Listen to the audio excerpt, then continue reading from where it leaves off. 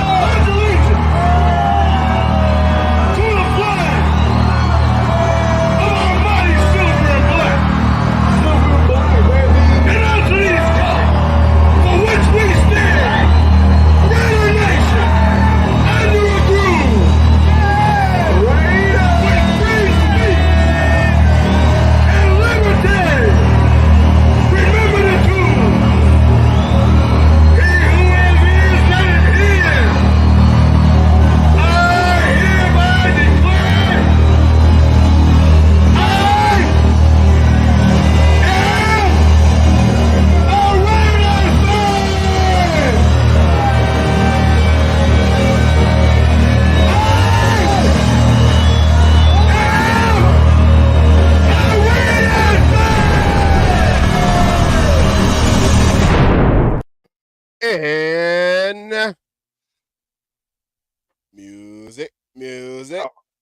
music. Hey, welcome to the show. Welcome to another episode of The Cage Match.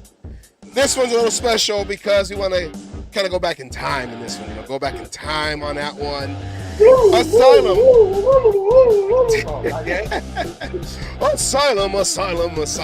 Hold on, I am the Oakland Raider Savage, and with me all for every single show, Mr. Iron Man, the Cali-Mark and Jr. of YouTube. Asylum, how you doing? I'm surviving. You know how it goes. Work, then more work. If it ain't work, it's a farm. Then if it ain't the farm, it's the show. I got 3 full-time jobs. You sound like a Rihanna song right now. All right. Hey, at least it was Rihanna, but instead of Beyonce. Put your country voice on. Yeah, well, right after our last week's show, we were on another on El Capitan's show, and I think we took over that episode. I don't know, but shout out. We kind of did we had to for part of it. He did have some internet problems, but beyond that, we did not intend to. We were there to try to help him out. It was a collaboration, and yeah, I just think we we do what we do best. Yeah, just us. We take over. But before we go into our show, it is time for our favorite segment. You know what that is? That is shameless plug. Boom. Okay. Excuse me. Excuse me. There we go. Okay. Go to the YouTube channel, The Cage Match Show. Gives a thumbs up, like it, subscribe, hit that little bell. That way you know anytime that we come on. And if for some reason you don't do YouTube, you can catch us on the Oakland Raider Savage page or the Asylum page.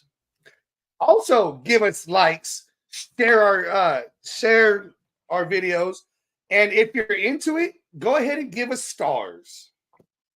Where's Debbie? And I was trying to make sure that all my shares are up. And Debbie, where is the Debbie? Debbie right there. And remember, Debbie, when you think of wins, you think of dubs, and when you think of dubs, you think of Debbie. Make sure you go into the box when you finish your order and type in one word. That's not what you type in, but in one word, you type in Cage Match for a What? 10% discount on your order. The whole order, not just one The thing, whole not just order. 2 things. It's the whole order. It's the whole order and nothing but the order right then and there. So today, and also don't forget. In a few weeks, let's start over. 30 days. In a few weeks, Lorenzo Lerma is throwing his 10th anniversary Raider Nation Summer Kickoff out there in Bakersfield, California, Kern County Fairgrounds, May 11th on a Saturday. Remember that right there. Go to get your tickets. Go to Summer Kickoff. Huh? I said, I'll never forget that day. I can't be yeah. there because of that day. Let me switch the bottom. Let's take this off real quick. Get tickets at summerkickoff2024.eventbrite.com. May 11th, Kern County Fairgrounds in Bakersfield, California. And you'll get to meet, and make sure you get your tickets to go inside, and then buy your tickets to get the signatures of the autographs of Jacoby Myers, Divine Diablo, and DJ Turner. And you will also see out there, and they're on their own. Raider Legends. They will have their own booth, so you can go up there and get whatever autographs or signatures, memorabilia, all you want. Ira Matthews, Willie Jones, Mickey Williams, Michael Alexander, Jeff Barnes, Greg Townsend, Richie Kenlaw, and Mike Ciani. Make sure you go get your tickets for that. Don't forget the Hall of Famer Tom Flores. And the guy in the middle, Hall of Famer, 2-time Super Bowl champion, Super Bowl 15 and Super Bowl 18, and the first ever starting quarterback for your Oakland Raiders, Tom Flores. Oh, yeah. Make sure you go over there and get your tickets for both to enter and also to get current players' autographs. The Legends. Hey, but you're not going to announce the other little tidbit? There's somebody else special going to MC it. Well, I don't know yet. I want to make sure. I want that to be said by Lorenzo Lerma himself. So. Okay. Then we'll keep that to ourselves. There's a little sneak peek into things. There you go. All right. It's called a teaser, guys. That's called a teaser. That's how you do that. It's a teaser. Teaser right there. Oh, yeah. Now, it is time. We're going to start our episode. Are you ready? This is Know Your History. And all you Raiders out there need to know your fucking history.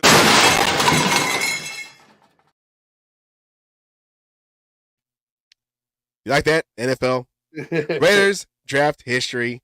I got a lot of stuff going on, like personal stuff. So I'm trying to put everything, these the videos as best as I can. But hey, that was I'm good. here. Hey, use what works, and then you just add a little twist. Oh my God. Yes. So. All right, we're ready. Okay, so we're going to do a history lesson right now.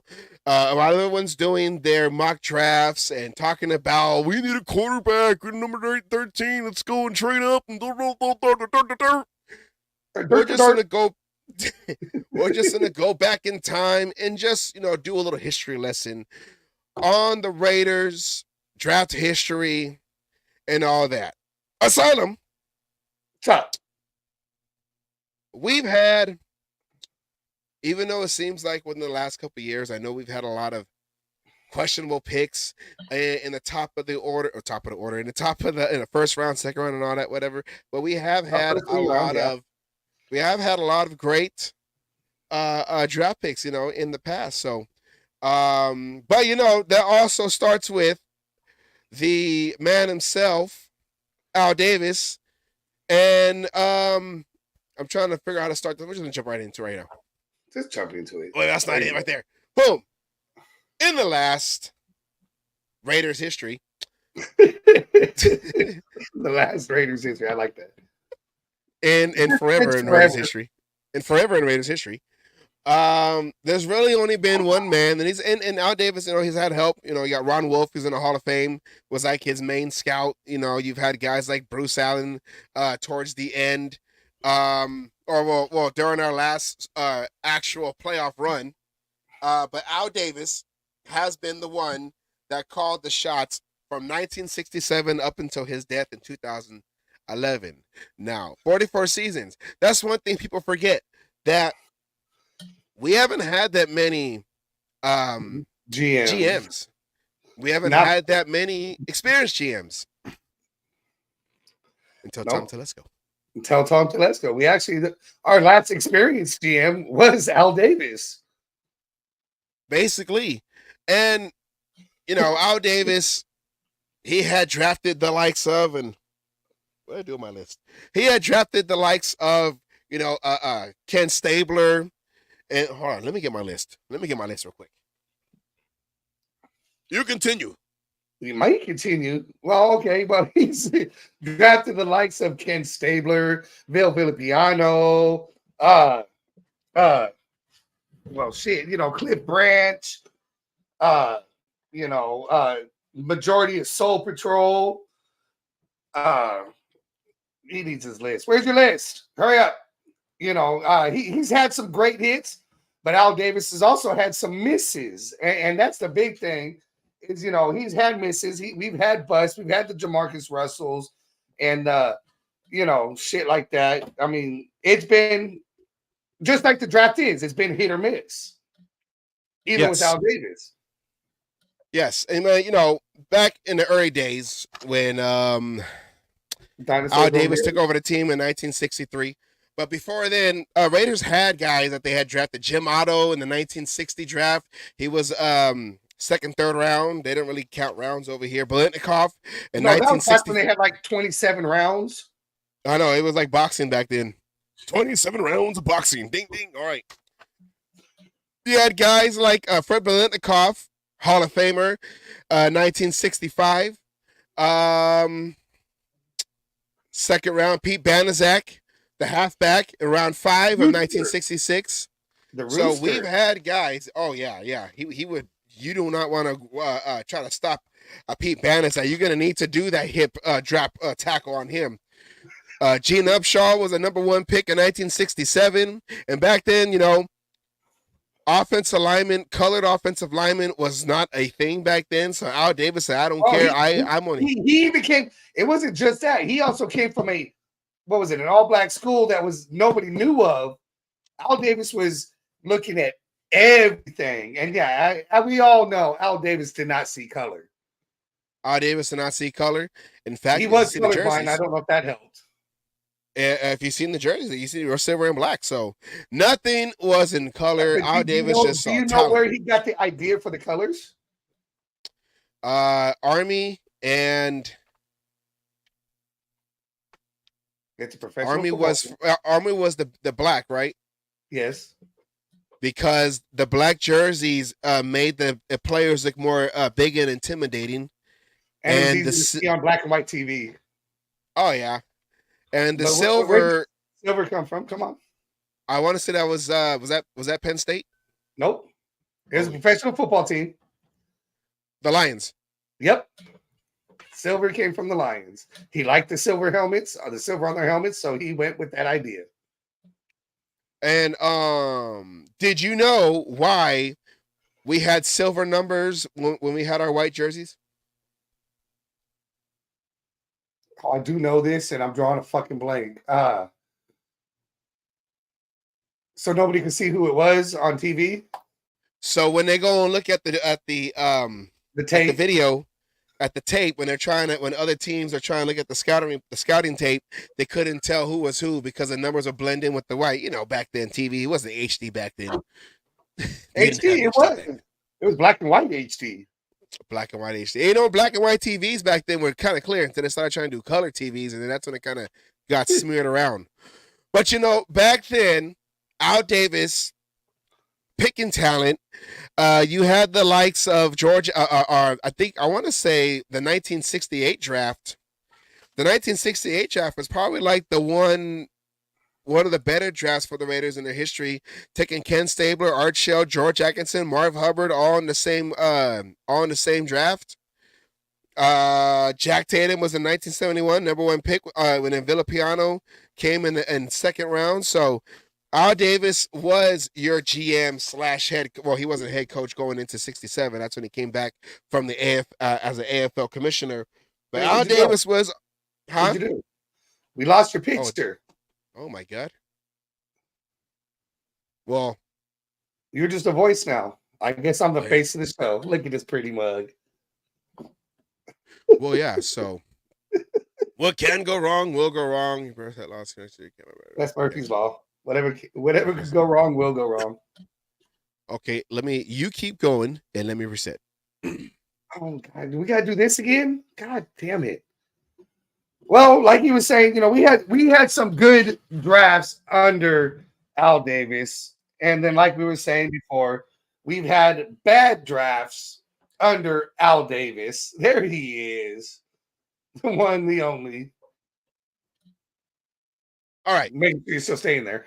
Yes, Before I'm I here. said it, the Oakland Raiders savage. Oakland Raiders savage. Yeah. Now, we had a lot of draft picks back in the day. We had, guys like Tim Brown come out of the draft.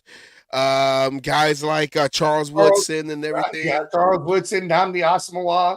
I'm sorry, he was good until he went to the Eagles.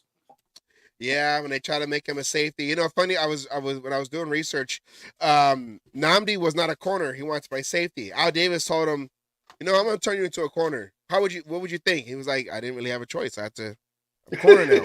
And you notice when he was with the Raiders playing cornerback, he had half that defensive backfield shut down.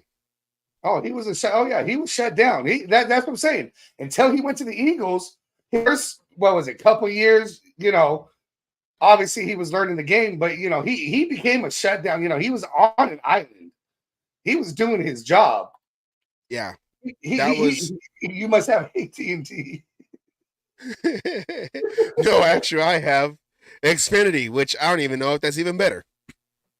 But yeah, and Nnamdi, he was all like, I want to play safety. Al said, no, you're playing corner. And he played corner, shut down corner, which means guys like Stanford Route on the other side and Fabian Washington was getting all the action. So they were getting all the picks because they didn't want to throw it to Nnamdi. No, then when it came time, they knew they threw it with Nnamdi, there was a better chance to come up a pick. Yeah. And but that's the thing that Al Davis did best is he was the reclamation project. He would take somebody and see that, he'd make a better tight end and put him at tight end and they would fucking flourish. He saw people, he saw, he played what in high school? Let's put him back in that position. And then all of a sudden those people, they would not have made it as a wide receiver, but they made it as a tight end. I believe Todd Christensen was one of those. No. It was Todd Christensen was I think he was a receiver and he turned him into a tight end.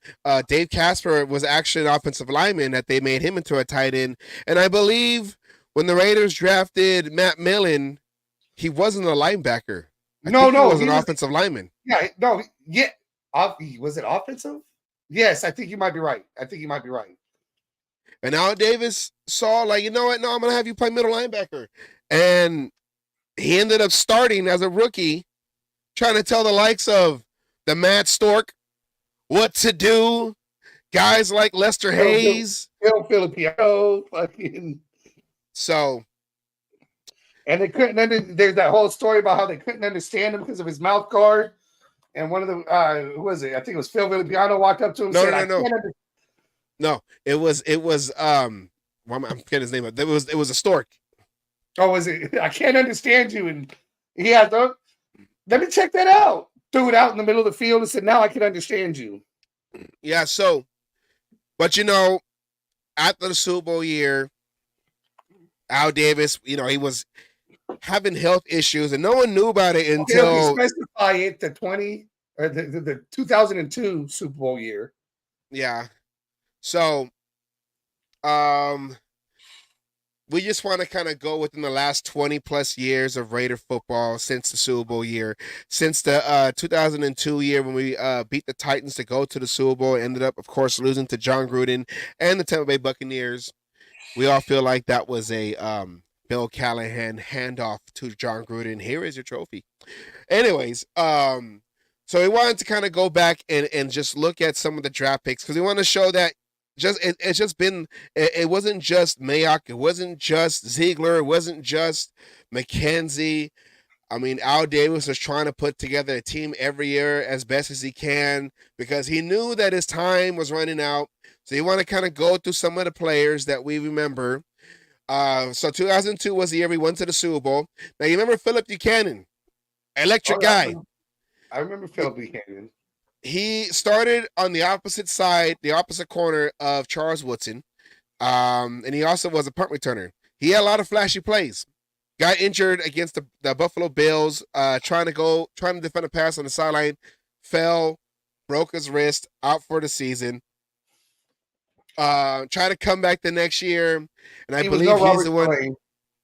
Yeah, he couldn't do nothing, and I believe he was the one that got torched the night when Brett Favre came back Monday Night Football after his dad passed away. I believe it was Philip Buchanan was the one that got torched in that game in 2003, that Monday night game. I was at that game. Yeah, I was in the black hole. And I think about like 3 touchdowns were thrown into the black hole, not by Raider players. It was by Brett Favre. Philip Buchanan did not last that well, and he ended up getting released, going to Tampa Bay, and short career. Napoleon Harris, a linebacker, he also came in the first round. In fact, when they got Napoleon Harris, they ended up trading away Greg Beaker, the middle linebacker for that defense, for basically, and he was also a draft pick of the Raiders. Beaker traded him to Minnesota. Napoleon Harris became the starting linebacker, the rookie amongst veterans in that defensive lineup, and he didn't last too long either. And you see, if you go down the list, Nnamdi was probably one of the better talented guys that Al Davis had drafted in the end of his life. I put Nnamdi and Darren McFadden on that one. Yeah, Darren McFadden. Darren McFadden just had a hard time staying healthy, but he had that Liz Frank injury that once he had that, his foot was never the same. I feel like when they did the power running, that was Darren McFadden's. That was the offense that was made for Darren McFadden, because that year, I forgot who I think that was that Olsen was the coordinator for that year. He was running up and down the field. But when they were trying to do that zone offense, that wasn't an offense that he could really flourish. McFadden was a big back. McFadden was straight, let me take the hit. Yeah, north and south, let me take the hit. I'll bounce off of him and keep going. Yeah. He ended up getting released and finished his career with the Cowboys. So if you see guys like Darius Hayward-Bay, we could have got Crabtree coming out of college instead of later in his career, which he was still effective. I still liked Crabtree when he became a Raider. But Darius Hayward-Bay had the speed. Hayward-Bay had the speed that Al Davis liked. Michael Huff had potential. He had potential. He was just, I think, one of those reaches. If he didn't have the pressure of being a first-round pick, it might have been different. Yeah. Yeah. I believe he also, wasn't it Huff that had the interception when Al Davis died? Michael Huff was the one that got the interception when they had Timmon on the field against the Texans. The day after Al Davis died, which I believe Al Davis passed away October 9th, so that was the 10th, the game in 2011. But I mean, in that game, it was fitting too, because Darius Hayward-Bay had a touchdown. Michael Huff had the game-sealing interception. So Al Davis's last couple first rounders closed out that game. In that game for in that game, Al Davis's last the first game without Al Davis. There you go. Yeah, there you go. What is up, Demon King? How you doing out there? And our new friend, El Capitan Rafuco, what is up? How you doing over there? So, and a little note on this that is missing. I'm sure a lot of people forget. Al Davis's last pick in 2011, which technically was the pick that was taken at FAS in 2012, is not on here, which was Terrell Pryor. That was in the supplemental draft. Yes. In the supplemental draft, and if I remember correctly, it was a 3rd round pick. And I know this is just being first rounders here, but Terrell Pryor was his last pick before he did pass in 2011. Yes, so you remember Terrell Pryor? He was the quarterback with the wheels. First play against the Steelers on that home game where they it was like on their own 2-yard line. 3 yard, no, it was 3 yard line. It was like 97 yards, 3 yard line. Yeah. And I hate that play, but love that play at the same time. I should have been in there to see it, but because of people I was with and the way it took to get into Oakland Coliseum sometimes, Oh yeah. I had to hear the crowd roar and then watch it on the TV as I walked past. I was not in my seat, and I am disappointed because that was against the Steelers, the longest running touchdown in Raiders history. I believe by a quarterback, right? Or is that just period? No, period. Like I said, it was 97 yards. Period. First play of the fucking game. I mean, that's how you start a game right there. Yeah, and I like Terrell Pryor. I just feel like with Al Davis passing and Mark Davis going to a new direction, getting Well, Terrell Pryor's problem, the only problem I feel he had was the simple fact of he was dead set on being a quarterback. That's all he wanted to be. He did not want to give any other option a try until he went to the Browns. And that was after, I believe, one other stint with somebody else trying to be a quarterback. And then he went to the Browns and then decided to try to be a wide receiver. I think he went to the Bengals. I believe he went to the Bengals, and then he to try to be a quarterback. Then he ended up going to the Browns and accepting the role of receiver, and he did pretty well too. He did pretty well too. Yes. And of course, we can't forget. I know we want to. 2007. When we could have had Megatron Calvin Johnson. Raiders had the first overall pick. He actually went to the Seahawks, Kansas City Chiefs, then the Bengals before he went to the Browns. The Seahawks. I remember that now. Yeah, he went up there to the Seahawks. It seemed like that's all we did was exchange players between us and Seattle. It felt like a lot of times during that time. But yeah, we could have had but we could have had Calvin Johnson. I remember that year too. You know, we ended up 2006. We, you know, under Art Shell's 1 year, his second stint didn't work out. We were 2-14.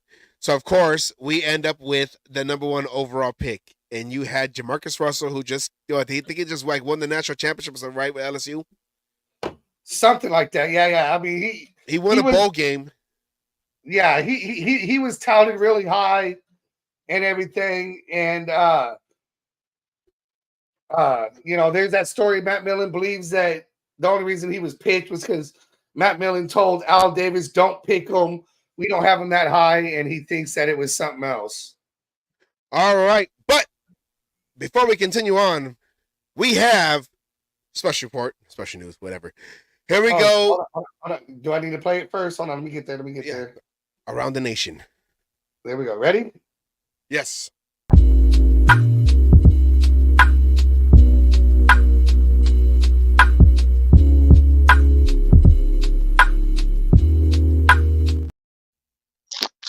All right, everybody. Let's do this. Let's do it. Do this. Move him over here. No, boom. there you go. Lorenzo Lerma, welcome to the show. It's a pleasure to have you. How's it going, brother? Good, brother. I'm having a little bit of a hard time hearing you. So if I miss something, just, you know. We'll repeat it. Don't worry. Awesome. Yeah, but everything's good. How are you guys? We are great. We're alive, you know. Raider Nation. We're getting ready for the draft. This season's coming fast. It feels like it's taking a long time, but the season's coming fast. I can't wait to see a lot of the Raider Nation family in these next upcoming events. But of course, starting off with the kickoff, that's like first day of school right there. That's how I feel like. Yeah, the summer kickoff. we call it the summer kickoff. It's not quite summer yet. Technically, I guess you would consider June summer, but it's in the middle of May, sometimes the end of May. So, we kick off the summer, and for the most part, we kick off, all the other, Raider Nation events out there, during the off season, which I guess if you want to call it that, you would call it the off season, but we don't have one. So we just keep it going, and it kind of starts with the Raider Nation summer kickoff out here. Yeah. So 10 years. I How was does gonna that say feel? 10 years. Yeah, You've that's done. impressive. Well, You're about to start your 10th year. How does that feel? Like how is it when you think back? 10 years. How was that? yeah. I'm tired. 10 years is a long time, man. It's a long time. But looking back on when we first had the first one here in Bakersfield, I've kind of shared this story, from time to time, but that was all it was going to be, was just the first one. And it was a one and done kind of thing. And the following year, I had a family reach out to me to kind of raise some funds for a local child who was going through some medical issues. And the first year that we did it, we actually had a bone marrow drive for a local child, a 2-year-old little boy by the name of Kai. For those of you guys out there that attended that event, that's what made that first one pretty special, because we, really tried to incorporate Raider Nation and Raider fans into coming out and seeing if we could find a match for this young child. And we got with a group called Be the Match Foundation. And basically, when you came into the event, if you wanted to, you could be swabbed and see if you were a match for this child. And unfortunately, we weren't able to find a match, and unfortunately, he did end up passing away. It was really sad, because I really thought, we would be able to find a match, and it was quite impressive. We were able to swab, I believe, close to 500 people, at that event. And months later, I was actually contacted by, a fellow Raider fan who told me that he was contacted by the organization, and he was actually a match for someone in New York. And so, just to kind of put perspective on it, I know we were trying to help someone here locally, but you would go into a national registry, and he ended up being a match. And then after that, it gets into confidentiality. I don't know what became of it, but it was a really simple process, just a cotton swab in the cheek, and that was it. So something really positive came out of it. And so I think because of that, we had a family reach out to me the second year, asking if I would be willing to do something similar for their grandson. And I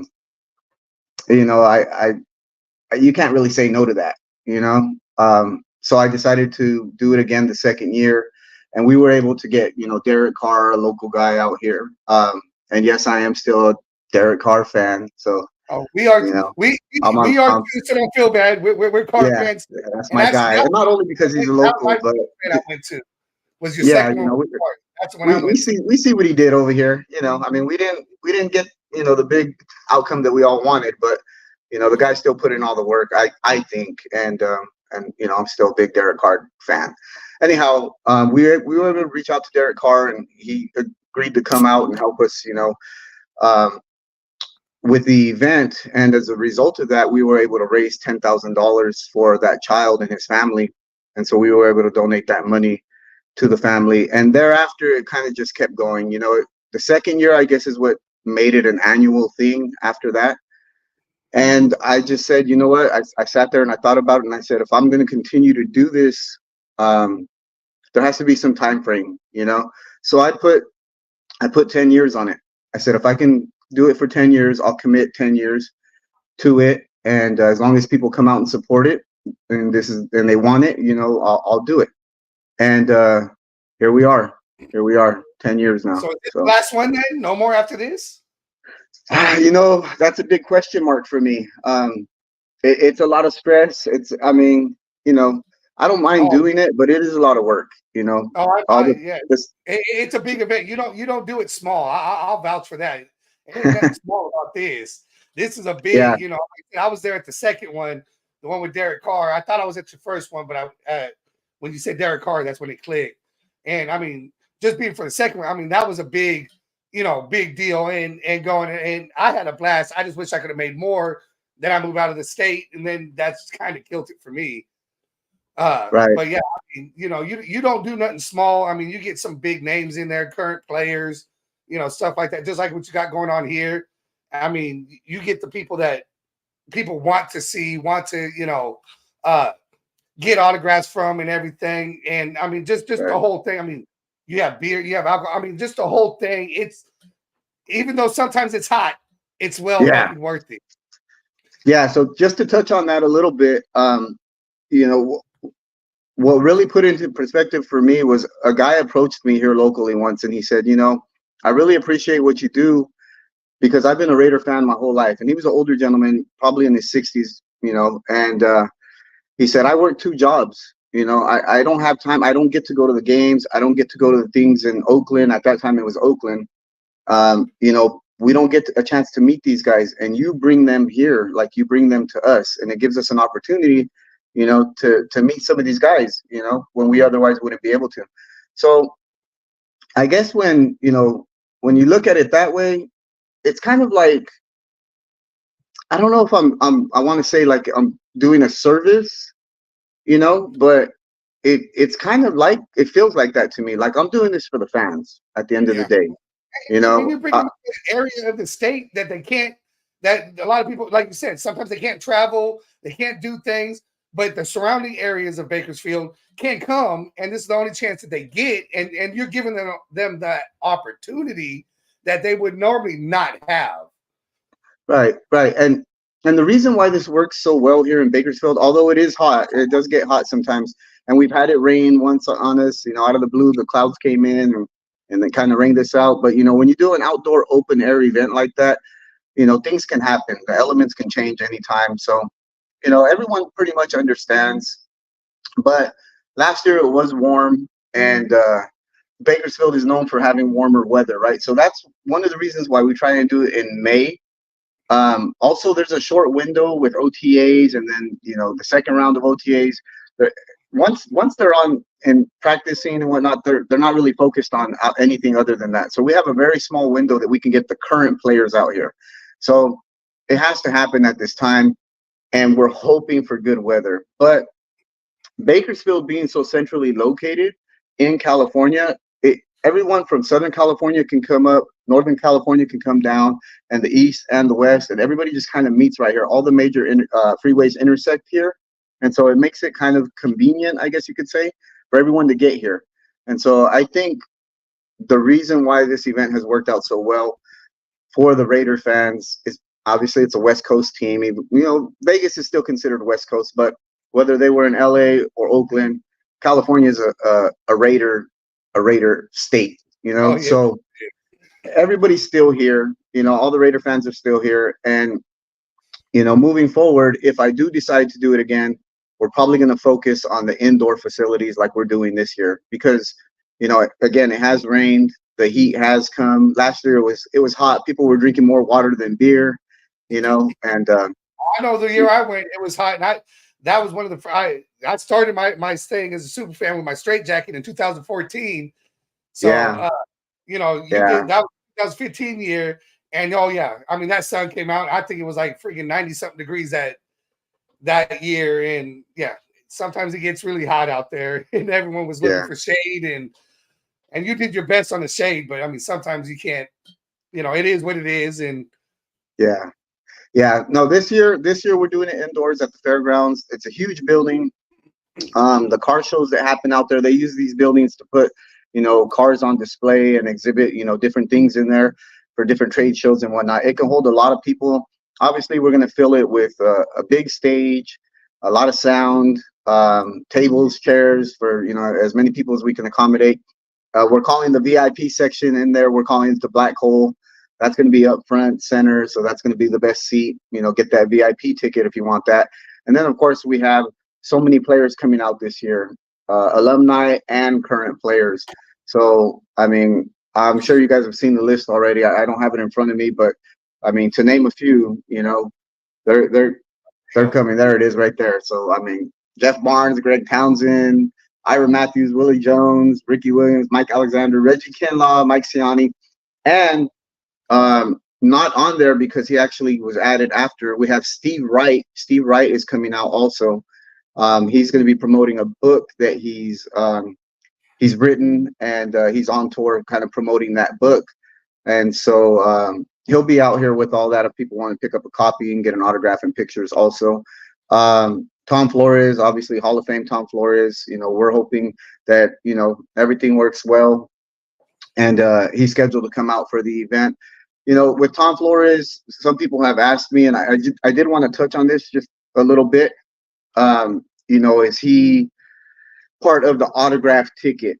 And I didn't make him part of the autograph ticket because, Tom Flores being, older and whatnot,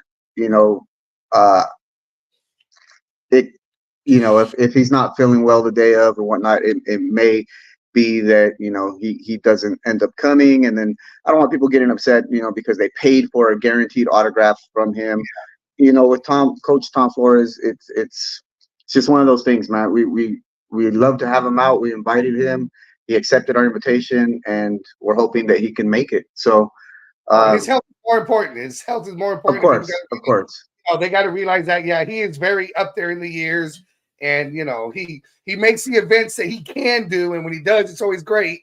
But there's sometimes he's going to have to cancel whatever it is because it is what it is, and I like what you did there to make it its own little thing, so you don't have people upset because Tom Flores is probably going to be a big draw there too for names that people are going to want. Everyone's going to, if they didn't get it when he first was inducted.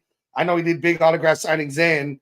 The people are going to try to come to this to be able to get him. He's probably going to be a very popular long line to get. Yeah. And we will have a lot of stuff pre-signed from him that people can pick up in the event that he's not able to make it for, whatever reason. But we're sending him a ton of stuff for him to sign. And if people want to have an opportunity to get an autographed item and whatnot, they will be made available that day. But, we're hoping, fingers crossed, that everything works out and, he is able to attend. So, hopefully that all works out. But, outside of that, the alumni players, they're all each going to individually have their own area. And so basically the first part of the event will be, people just kind of visiting all the food vendors, merchandise vendors, all the alumni players. If you see a player there that you would like to get an autograph or a photo with, you're going to deal directly with them. I'm not sure what their fees are or, anything like that, but we're allowing them to, basically come out and meet and greet the fans. And then the autograph ticket that is available on the website, that is for the current players, and that guarantees you an autograph from the 3 current players that we have coming out, which are Divine Diablo, linebacker number 5, DJ Turner, who plays gunner and wide receiver, and then we have Jacoby Myers, number 16, our number 2 wide receiver. So again, with keeping with tradition, I guess you could say, some good names out there again this year. We've had some pretty good players come out in the past 9 years, and so it seems like every year I have to make it better and better because everybody expects it now. They're like, who's coming this year, and I'm like, oh man, I don't want to disappoint. So but once again this year we were able to get some good guys coming out for everyone. And one thing that I always say, like Jacoby Myers, for example, he had a really good season last year, right? His first year with us, really, really good season. But I see this guy potentially being our number 1 in the future. I mean, we got Devontae right now, right? And Devontae's Devontae. But, you never know what's going to happen in the future. And Jacoby Myers played as number 1. So I can see that easily happening.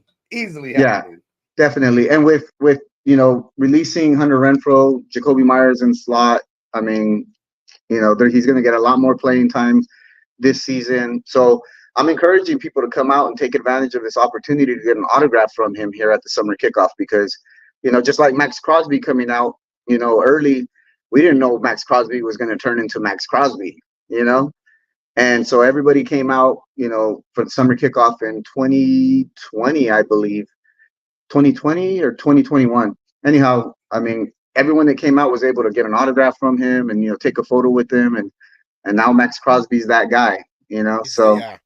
summer kickoff, is an opportunity for people to come out and meet these guys early. And hopefully, they do a lot of good stuff for us on the field. And I just want to say, when Lorenzo Lerma throws a party, Lorenzo Lerma throws a party. I've been to a couple parties he's had out there in Vegas. He gets names. He gets big time players. I went to the one a couple years ago with Hunter Renfroe, and I had a question though. You said the one that rained out, or that not rained out, but the one that rained, was that the same year we hired McDaniels as head coach? Maybe the gods were trying to say something. No, I wish it. I wish it would have rained. I wish it would have rained that day, but no, it was in 2018. That year we had just signed Trent Brown, so from the Patriots. So we were able to bring Trent Brown out, and Jalen Richard came out. It was a good time, but we did get rained on. Half the time. Maybe it was a sign because of Trent Brown. Maybe that's what it was. Yeah. That didn't work out Twinkies. If it was raining Twinkies, you would know for sure. Yeah, and I like the fact that your location is in Bakersfield. You were speaking like it's like in the middle. And my auntie, she lives out in Vegas. I asked her, I said, how long? Because she was trying to go to the one a couple years ago, and she was gonna drive. And I said, how long is that drive? She goes, it's only a couple of hours. And I'm like, okay. So you're like Oakland, LA, Las Vegas. You're like within that Bermuda Triangle of Raider, of the three Raider locations. You're right in the middle. Where anyone from Oakland, it's like 3 hours, 3.5. LA, I think it's like 2. Vegas is maybe like about 3. So right in the middle of the 3 places that the Raiders had called their home, Oakland, LA, and Vegas. Right in the middle, summer kickoff, Bakersfield, California. I like what you did there, Lorenzo. Yeah. I mean, we're looking forward to everyone coming out. We got a lot of tickets pre-sold this year, so it's a good indication of it, being a really successful event. If people still need tickets, I see you have the website down there, summerkickoff2024.eventbrite.com. Just to go over the tickets real quick, general admission is a $10 ticket. We made it $10 this year because it is our 10-year anniversary. So I said, you know what, let's just make it $10 and make it really, really affordable for everybody to come out and hang out with Raider Nation, because this could be the last one. I haven't made up my mind just yet, but we'll make it $10. So those have been doing. Some of us are open sky, I tell you that. Well, we'll see. You guys need to come out here and help me then. But hey, we might have to talk on that one. If that gets me out there and shit, I might be willing to help. Yeah, the more the merrier, man. Make my job easy. But $10 for the general admission ticket. That's going to get you in the door. That's going to get you access to all the alumni players. Like I said, they're not on the autograph ticket, so $10 will get you in the door. You can walk up to Greg Townsend or any of the other. And Tom Flores is considered the alumni also. So again, the $10 ticket will get you in the building. You're going to get all the entertainment. You're going to get access to all the merchandise vendors out there. There's gonna be some awesome vendors out there. Raider Nation for Life, Mari Prado, Loli Marquez, a bunch of vendors are gonna be out there. So you get all your new Raider gear. Zoli Para, he's always out there with the jerseys and the cups and a bunch of new stuff. So you'll have access to all that, and then of course just hanging out with Raider Nation for $10. It's a 6-hour event. Come out, hang out, and $10 will get you in the door. If you wanted to take it, to the VIP, that is a $60 ticket, and that basically puts you in what we're calling our black hole section this year. You're guaranteed a seat in the VIP, so you don't have to worry about you going to get a beer and coming back and somebody else took your seat. You don't have a chair now. You can leave your stuff on your table. Security, there's going to be security in there, so if there's any issues, security will be right there. It includes your meal. So we usually have someone come out and cook, a barbecue type meal, meat, beans, rice, a roll, all that kind of stuff. So that's included in your ticket. We actually, I actually have these right here in front of me. So we kickoff cups. Your first drink is on us. So whether it's a beer or a mixed drink, your first one's included in the VIP ticket. You'll get your VIP badge, your lanyard, your bracelet. Summer kickoff patch. We have some awesome patches. The 2024 summer kickoff patch is included in the VIP swag bag.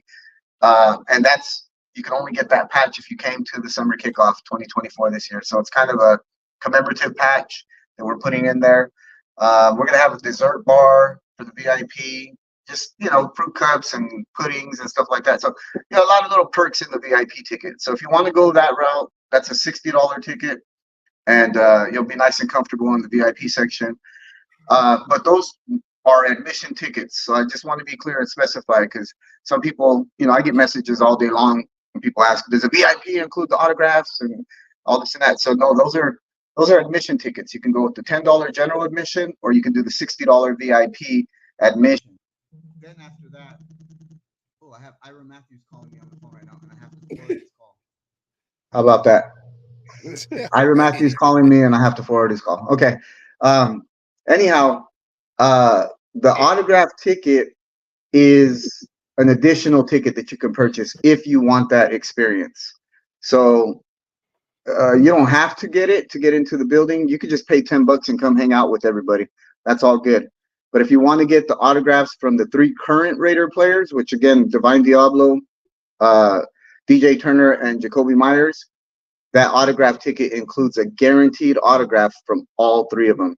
And honestly, you can't beat that. Oh, now he texts me. You can't beat that. You can't beat that for $100. All 3 players. I mean, you can't. I mean, normally you have just generally one guy there, to do it, and you're paying for the thing. To get all 3 guaranteed for that price, I mean, it's well worth it. I mean, like I said, I was going this year. And again, I mean, it's a ticketed event. I get it, but we try to make it as affordable as possible. And I think $100 for all 3 players, and these are current players that you're rooting for. You're watching them on TV, or you're going to the games and seeing them on the field. So you're getting a hell of a deal. And I really encourage everyone to take advantage of it, because we might not be able to keep it going longer. Again, we hope you do. We hope you do. Yeah. Yeah, I can't wait. That is on Saturday, May 11th. What is that? That's the 2 weeks after the draft? 2 weeks after the draft? Yeah, I believe. The 25th. The draft is next week, right? Yeah, so 2 weeks after. And I wanted to wait until you said it, but no, you can say it. No, I want to be like, since we're speaking of draft, I want to be like in the draft, like Lorenzo selects to be the MC. You. Thank you very much. I will be the MC at 2024 Summer Kickoff. I was very honored when you told me that. I was surprised, and I was honored, and I was all like, I'm not going to turn down Lorenzo Lerma. I mean, I've been to your parties. I'm not going to turn down a Lorenzo Lerma party.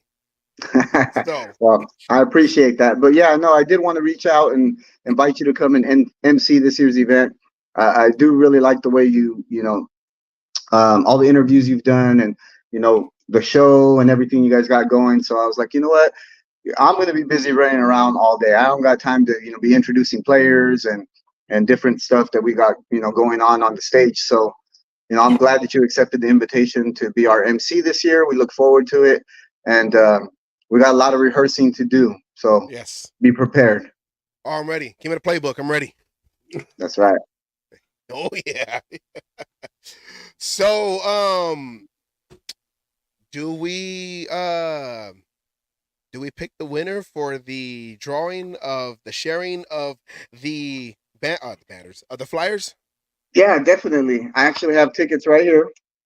So we're giving out 2 tickets in the VIP section for this year's summer kickoff event. VIP section right here. And I understand that they were supposed to share and tag and do all that good stuff. So do you guys have a list? Because I don't. Yeah, well, the list we have, and I'm assuming we have a short list, unfortunately, but I think that's mostly because people have either already bought their tickets and are going, or a lot of the people that we have reached are not in California, so maybe they haven't done it. But we do have Tonette and Anna who have been sharing constantly. So we got two people. Okay, well then let's give them both a pair. How's that? Hey, that's even better. Shit. Yeah, we'll do that. So you guys, if you want to send me the name and or if you want to get their contact info, and then we'll mail them each a pair of tickets, and that way they can come out and have some fun. See that? Lorenzo Lerma does not let you down. All right. No, he don't. And look, Anna says it best. Anna Diaz right here is one of the ones that she shares at least a couple times a week. So yeah, congratulations. Yeah, no, and that's the biggest thing. I share it, and I just basically hashtag, tag a Raider, bring a Raider. We want everyone to come out and have fun. So we appreciate the shares and all the support from everyone, including yourselves. And hopefully it's a great event. And, we'll see about doing it again next year. Well, we'll be in touch on that one. If you do it again next year, maybe I'll see what I can do to help. Awesome. Take some of that stress off. Take some of that stress off. Yes, I remember. General tickets, $10 right now. Okay, this is the pre-sale, right?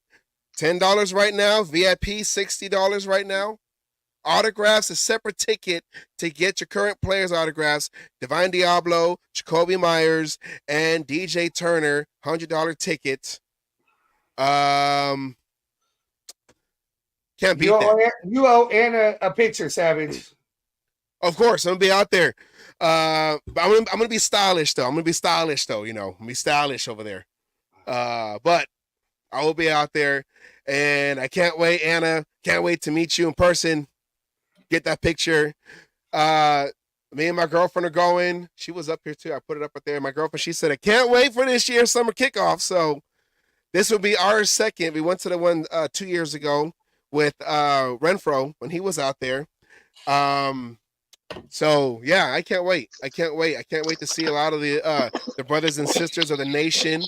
I can't wait to basically have that tailgate feeling again. That's what I feel like you provide, is that tailgate feeling, because yeah, the games are important. Of course, the games are always important, but it was that tailgate, that family.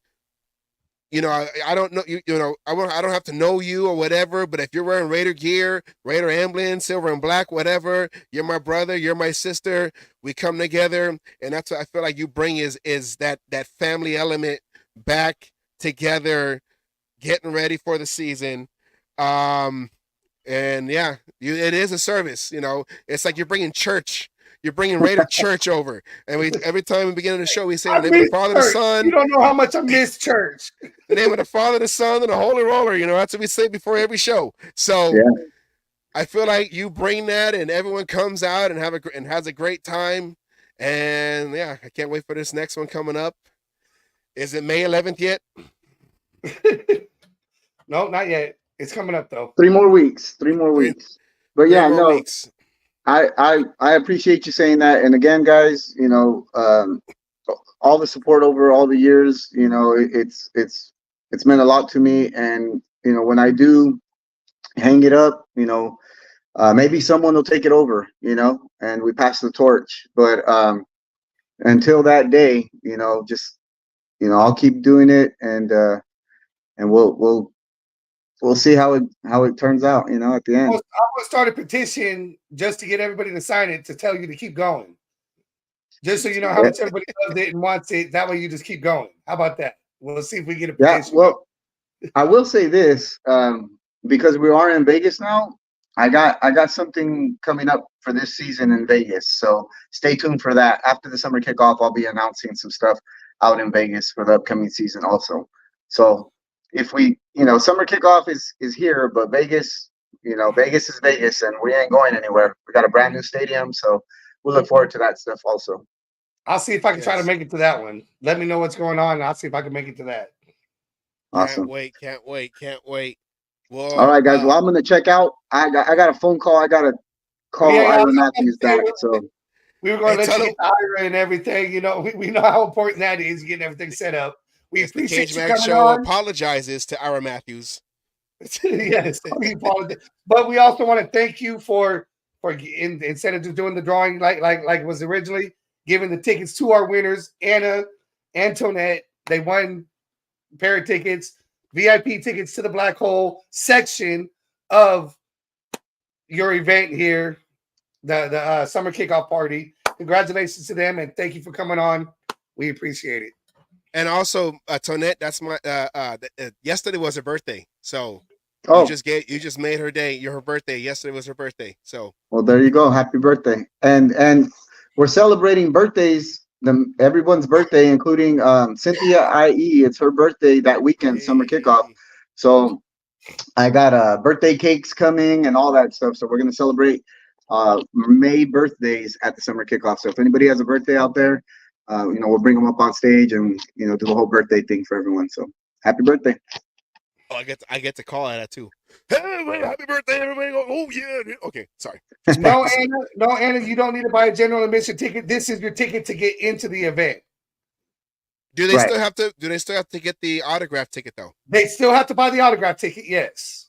As far as I understand. Yeah. Unfortunately, we can't give those out for free. Those are all accounted for. But yeah, and that's only if you choose to, you know, want the autographs from the current players. You still have access to the alumni players, and you can go up and get autographs from all those guys. But yeah, you do need an autograph for the current players. So, but okay, guys, thanks again for having me on. I appreciate all your help over the past few weeks. You know, let's get this event out there to everyone we can, and make it as successful as possible. I look forward to seeing everybody Saturday, May 11th, summer kickoff.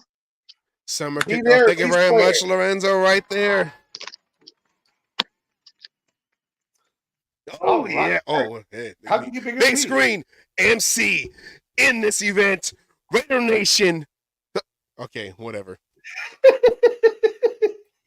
But look at okay. From one megastar big announcement to the highlight of our show. I wonder if well, whatever. I know he'll come on if he can. I know he was telling me he had issues, but if he can, I know he'll pop in. But we'll have what we, you know, my other brother. Now look at K. You know, in Raider Nation we have our compas, K, and they had two compa brothers make Raider history on draft days. So do you have that video ready? I'm ready. You ready? All right. So without further ado. Is that how the phrase goes? I want to bring on right now someone we started at the same year, 2017. We started the same year, but this guy, guys, Jesus. We'll see. You're like the I told you, you're Mr. Miyagi, okay? Wax on, wax off. Yes. Or in Raider Nation, drink on and smear off. Okay, so here we go. Without further ado. Part of our Raider history, know your history, the Raider draft. Here we go. Play that beautiful bean footage. How they said in the old commercial. Here we go. What's up, Worldwide Raider Nation? So this is the first of 3 chances we'll find out if John is traditional or unconventional. The pick is in. Here we go. The Oakland Raiders select Cleveland Corral, defensive end, Clemson. Okay, but that Raider fan is like, wait a minute, I thought we were going to get Josh Allen. What? Oh, we'll put the guy right here, right there. Welcome to the show. Hey, my compa brother right here. Compas, my compa brother, Raider, a Deadpool Raider. Here you go. You're not Tiffany and Sheila. What? Am I in the wrong room? Well, I can put a wig on. I mean, for $6 a minute. Am I on the wrong app? What happened? Oh my Yes, God, this. Asylum's here. Okay, hold on. Let me put my pants back on. All right, cool. All right, hey guys, what's going What? on? You surprised me. I didn't expect to find you on my computer screen. Oh, we're just doing a little draft history show, and when we were coming up with the idea, I'm on like, who else made history in the draft? Deadpool Raider, No, no, and no. It's not even history. He's lived every Raiders fan dream. That's what he did. He's lived every Raiders fan dream. Every Raiders fan dreamed of being able to call a name at the draft. I will admit that was cool, and the fact that it was an Oakland Raider made it even because I mean it almost makes me emotional talking about it because we know it'll never happen again. Yep. Yeah. No, I agree with that 100%. Nobody else is going to ever be able to call an Oakland Raiders name or make somebody's dream come true to be an Oakland Raider. It's going to Las Vegas, and I'm born in Las Vegas, so I was one of those in betweeners of I hated to see him go, but my hometown getting my home team, I wasn't as mad. But yeah, to be able to, Oakland is Mecca, and to be able to call the name for the Oakland Raiders, I mean, what was that like? I mean, he said the Oakland. Don't forget it, Raiders. That was my tribute to. I had just started listening to Raider Bear, so you know how he does the big long Raiders. Yeah. That was my first attempt in public to pull a stunt like that. I told him Shout afterwards, out to I was Raider like, that Bear. was totally Shout for out to you, Raider Bear. Raider Bear. I did not do it justice. I'm better at it now, but yeah, it was wild. I mean, the story is even wilder. And by the way, Savage, I admit you and I go way back, man. We I met Asylum 2 in those Oakland days, and Savage was one of At the the first black hole, guys yep. that actually I posted on Instagram. He was the first one that I did the cartoon bubble on Instagram back when I was just starting out, and it took off like wildfire after that. But Savage was one of those first guys that I would see regularly down in Oakland, kind of like just embraced it and kind of took on the adventure together. I mean, it was Yes. really wild. I would always say that we were from the same draft class. Exactly. Yes. That's 100% correct. Yes. Yeah. So I was a couple years before, but that's okay. I helped train you guys. I won't take that. I helped train you guys. I brought you up as rookies and told you what to expect. Hey, when I was going through Google and searching, I saw Asylum a couple times. I saw him and Gorilla. Oh, I mean, Google search. And I was trying to come up with my persona. And you're going on Google because I don't want to step on anybody's toes. And, I know. It took me 5 years to come up with mine. 5 years to come up with mine. So I know what you're talking about. Especially when you're trying to be different. And like you said, not step on the toes. You want to be something original, but at the same time, kind of iconic, if you want to use that word, something that's going to be recognizable, I guess is the word I'm looking for. Yeah, it's real hard in Raider Nation to come up with with a character who is not already out there. Yep, 100%. I'm gonna need some lessons from you guys on how to do the green screen thing. I'm kind of like a ghost up in here. I'm like, mine kind of does it too. It's your lighting. From what I learned, it's the lighting. You need a better light around. See, now I'm disappeared because I changed the light. I have to fix my you can actually play with it in the settings too. You could change it so the fading goes in and out differently. Ooh, damn. It looks like you're getting pulled over. So, Deadpool Raider. Here we go.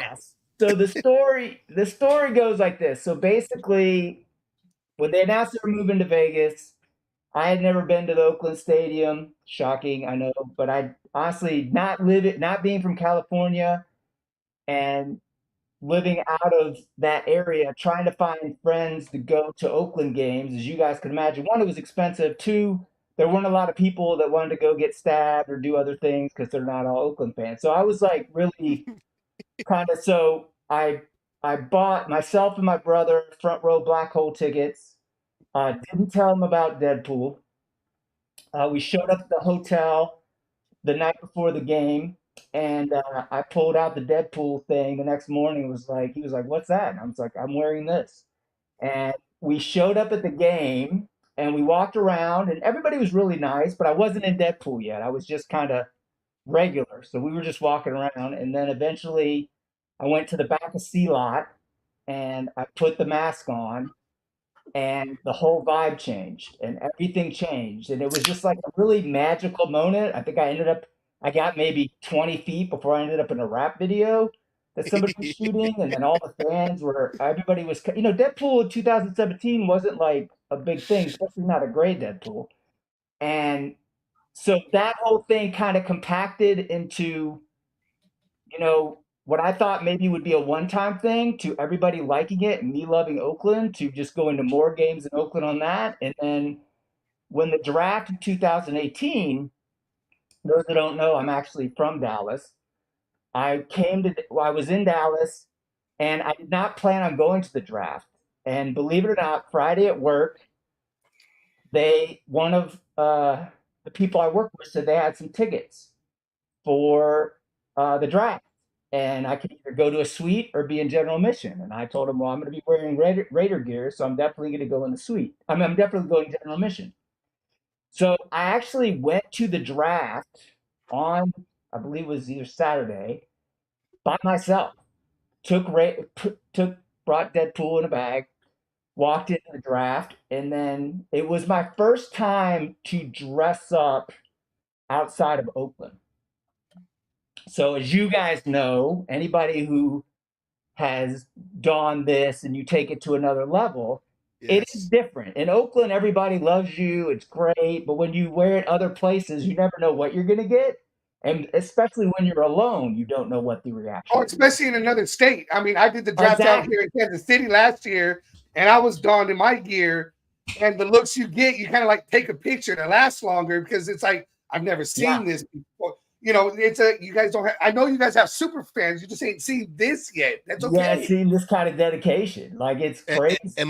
And my character wears tights, so you know how I feel. Oh, so even in Oakland, we get a little nervous when you're around Savage. Oh yeah, well, yeah, especially when you're new. Especially when you're new. I remember the first few times walking down that catwalk from Bart, going to the black hole and everything. The nerves are hitting and everything else, and then all of a sudden people start coming up. Can I get a picture? Can I do this? And you start. It starts helping your nerves and everything, and it just starts becoming normal. My wife even said the minute I put that cage on, my personality changes. 100%. And it wasn't that way first. It was always that vision changes. You kind of have to be. You can only focus ahead. Like, I cannot see down probably 2 feet down. I could see, and then my side vision. So when you're walking around, like, you got to be animated because otherwise, and moving, because just standing around is kind of weird. So yeah. So I walked around the outside, and I finally gathered up the courage to go inside. And I was like, I'm going to go inside. And I walked in, I had my jersey on. And as I was walking in, I saw some people I did not know from TNBC. They just started a chapter. So those guys were there, and they were basically right up in front, and a couple other guys from some other Dallas Raider groups. And they had said, hey,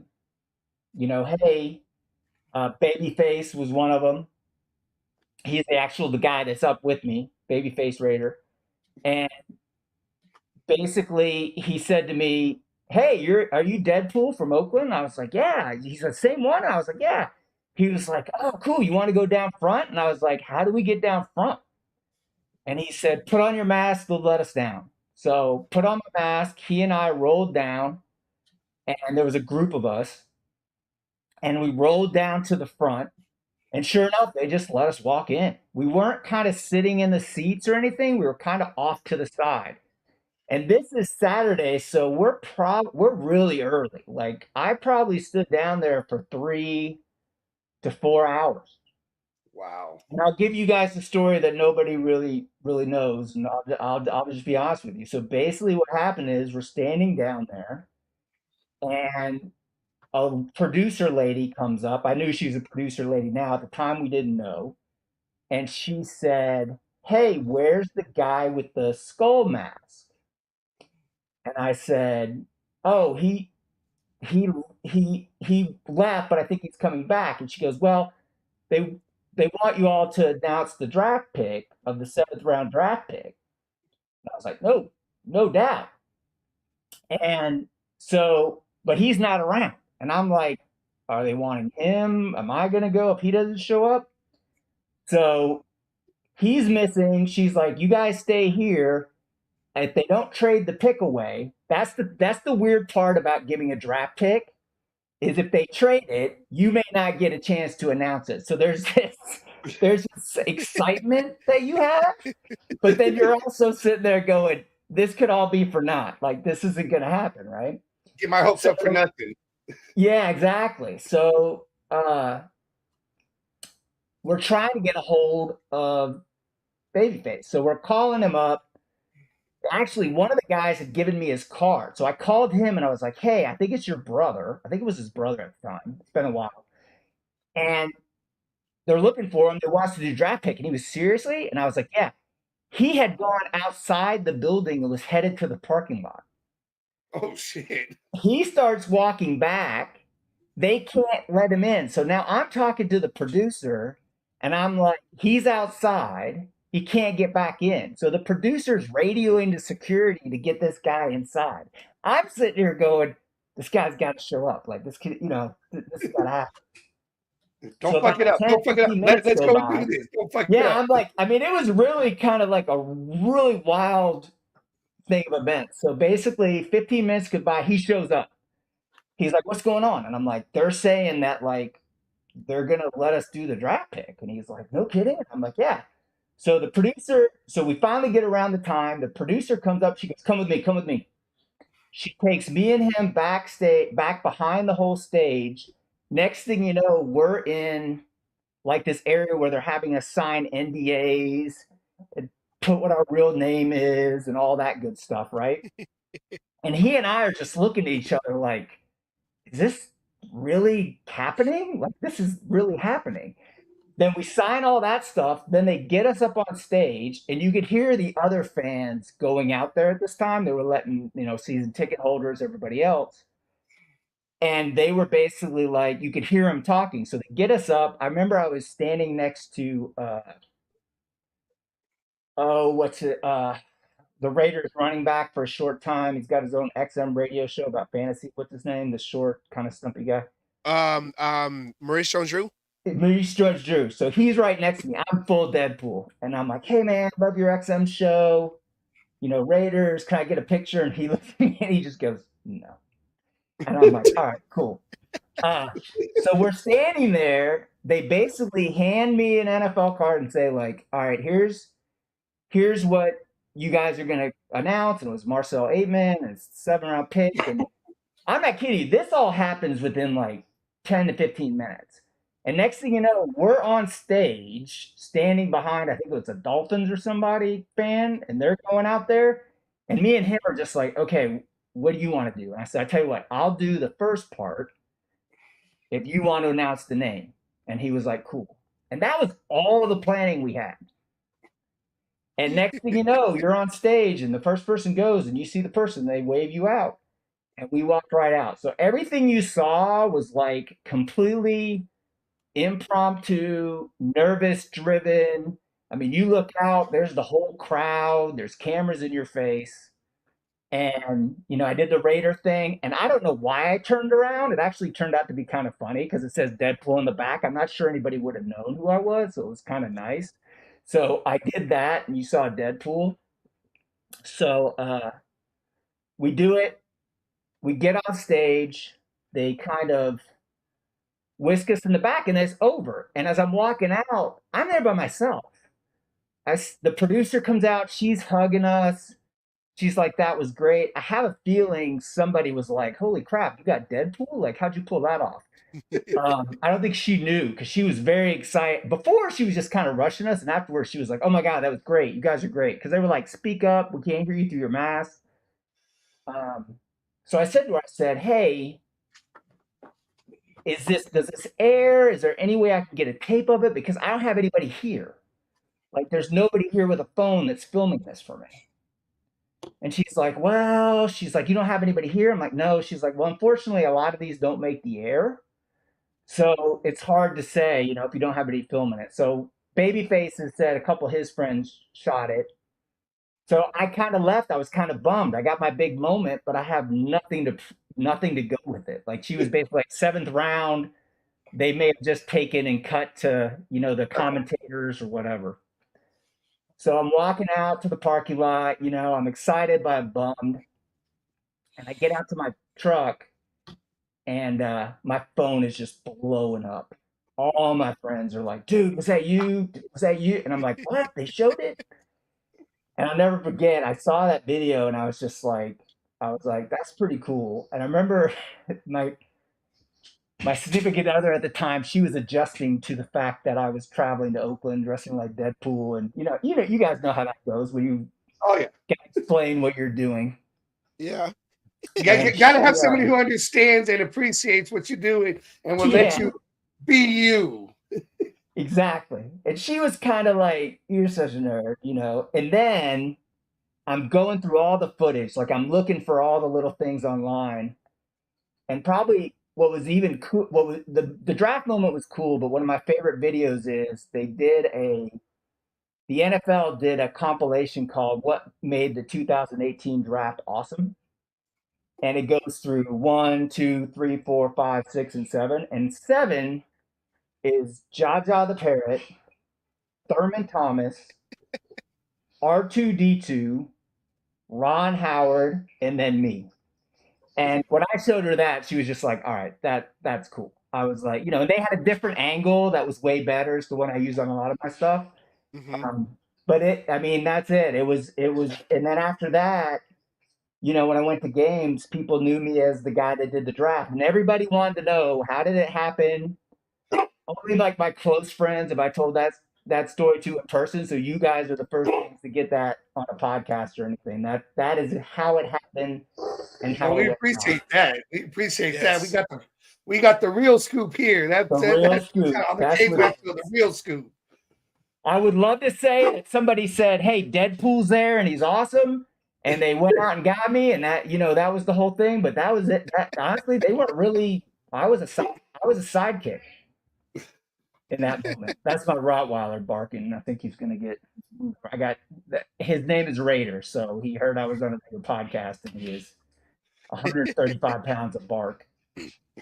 Well, no, yeah, that's all barking, no action, right? Yeah, exactly.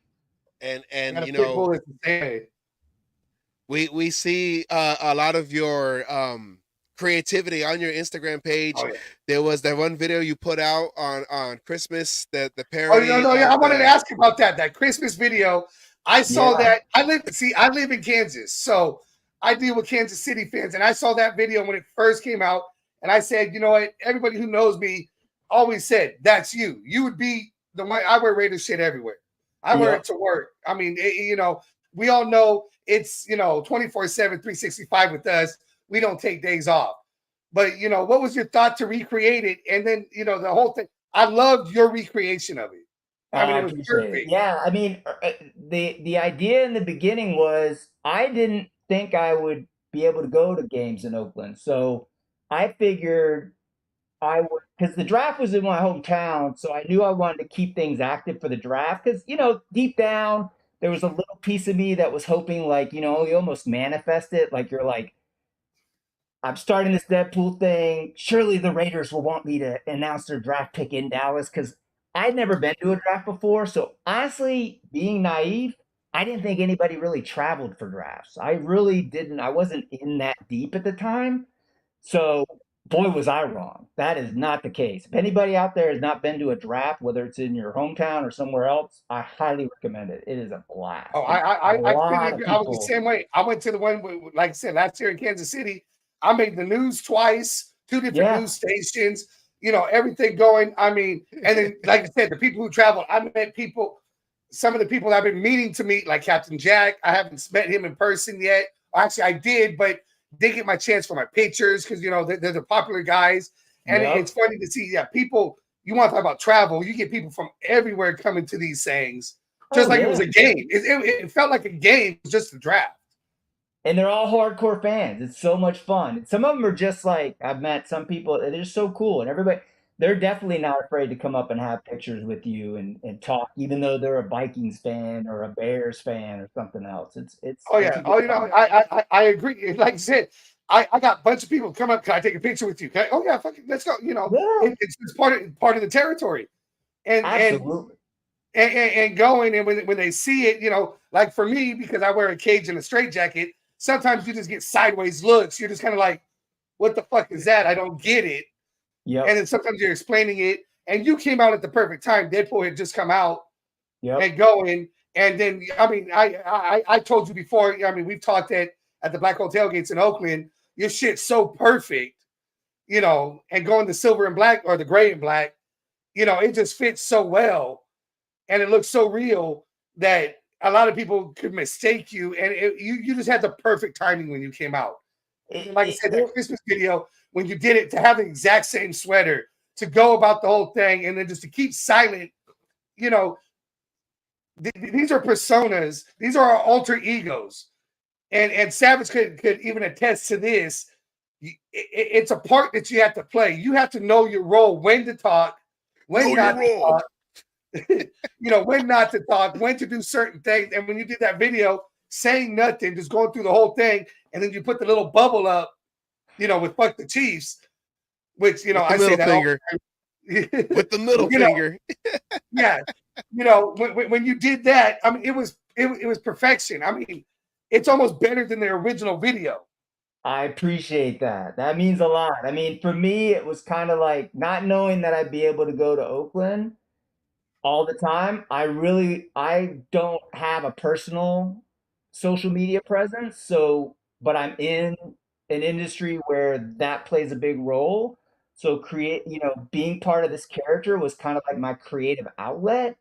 That video was the first time I ever used After Effects. So I was learning in that space. And it was really a project that I put on because I thought, to your point, I was like, it's timing. I thought it was perfect for Deadpool. I'd seen the original.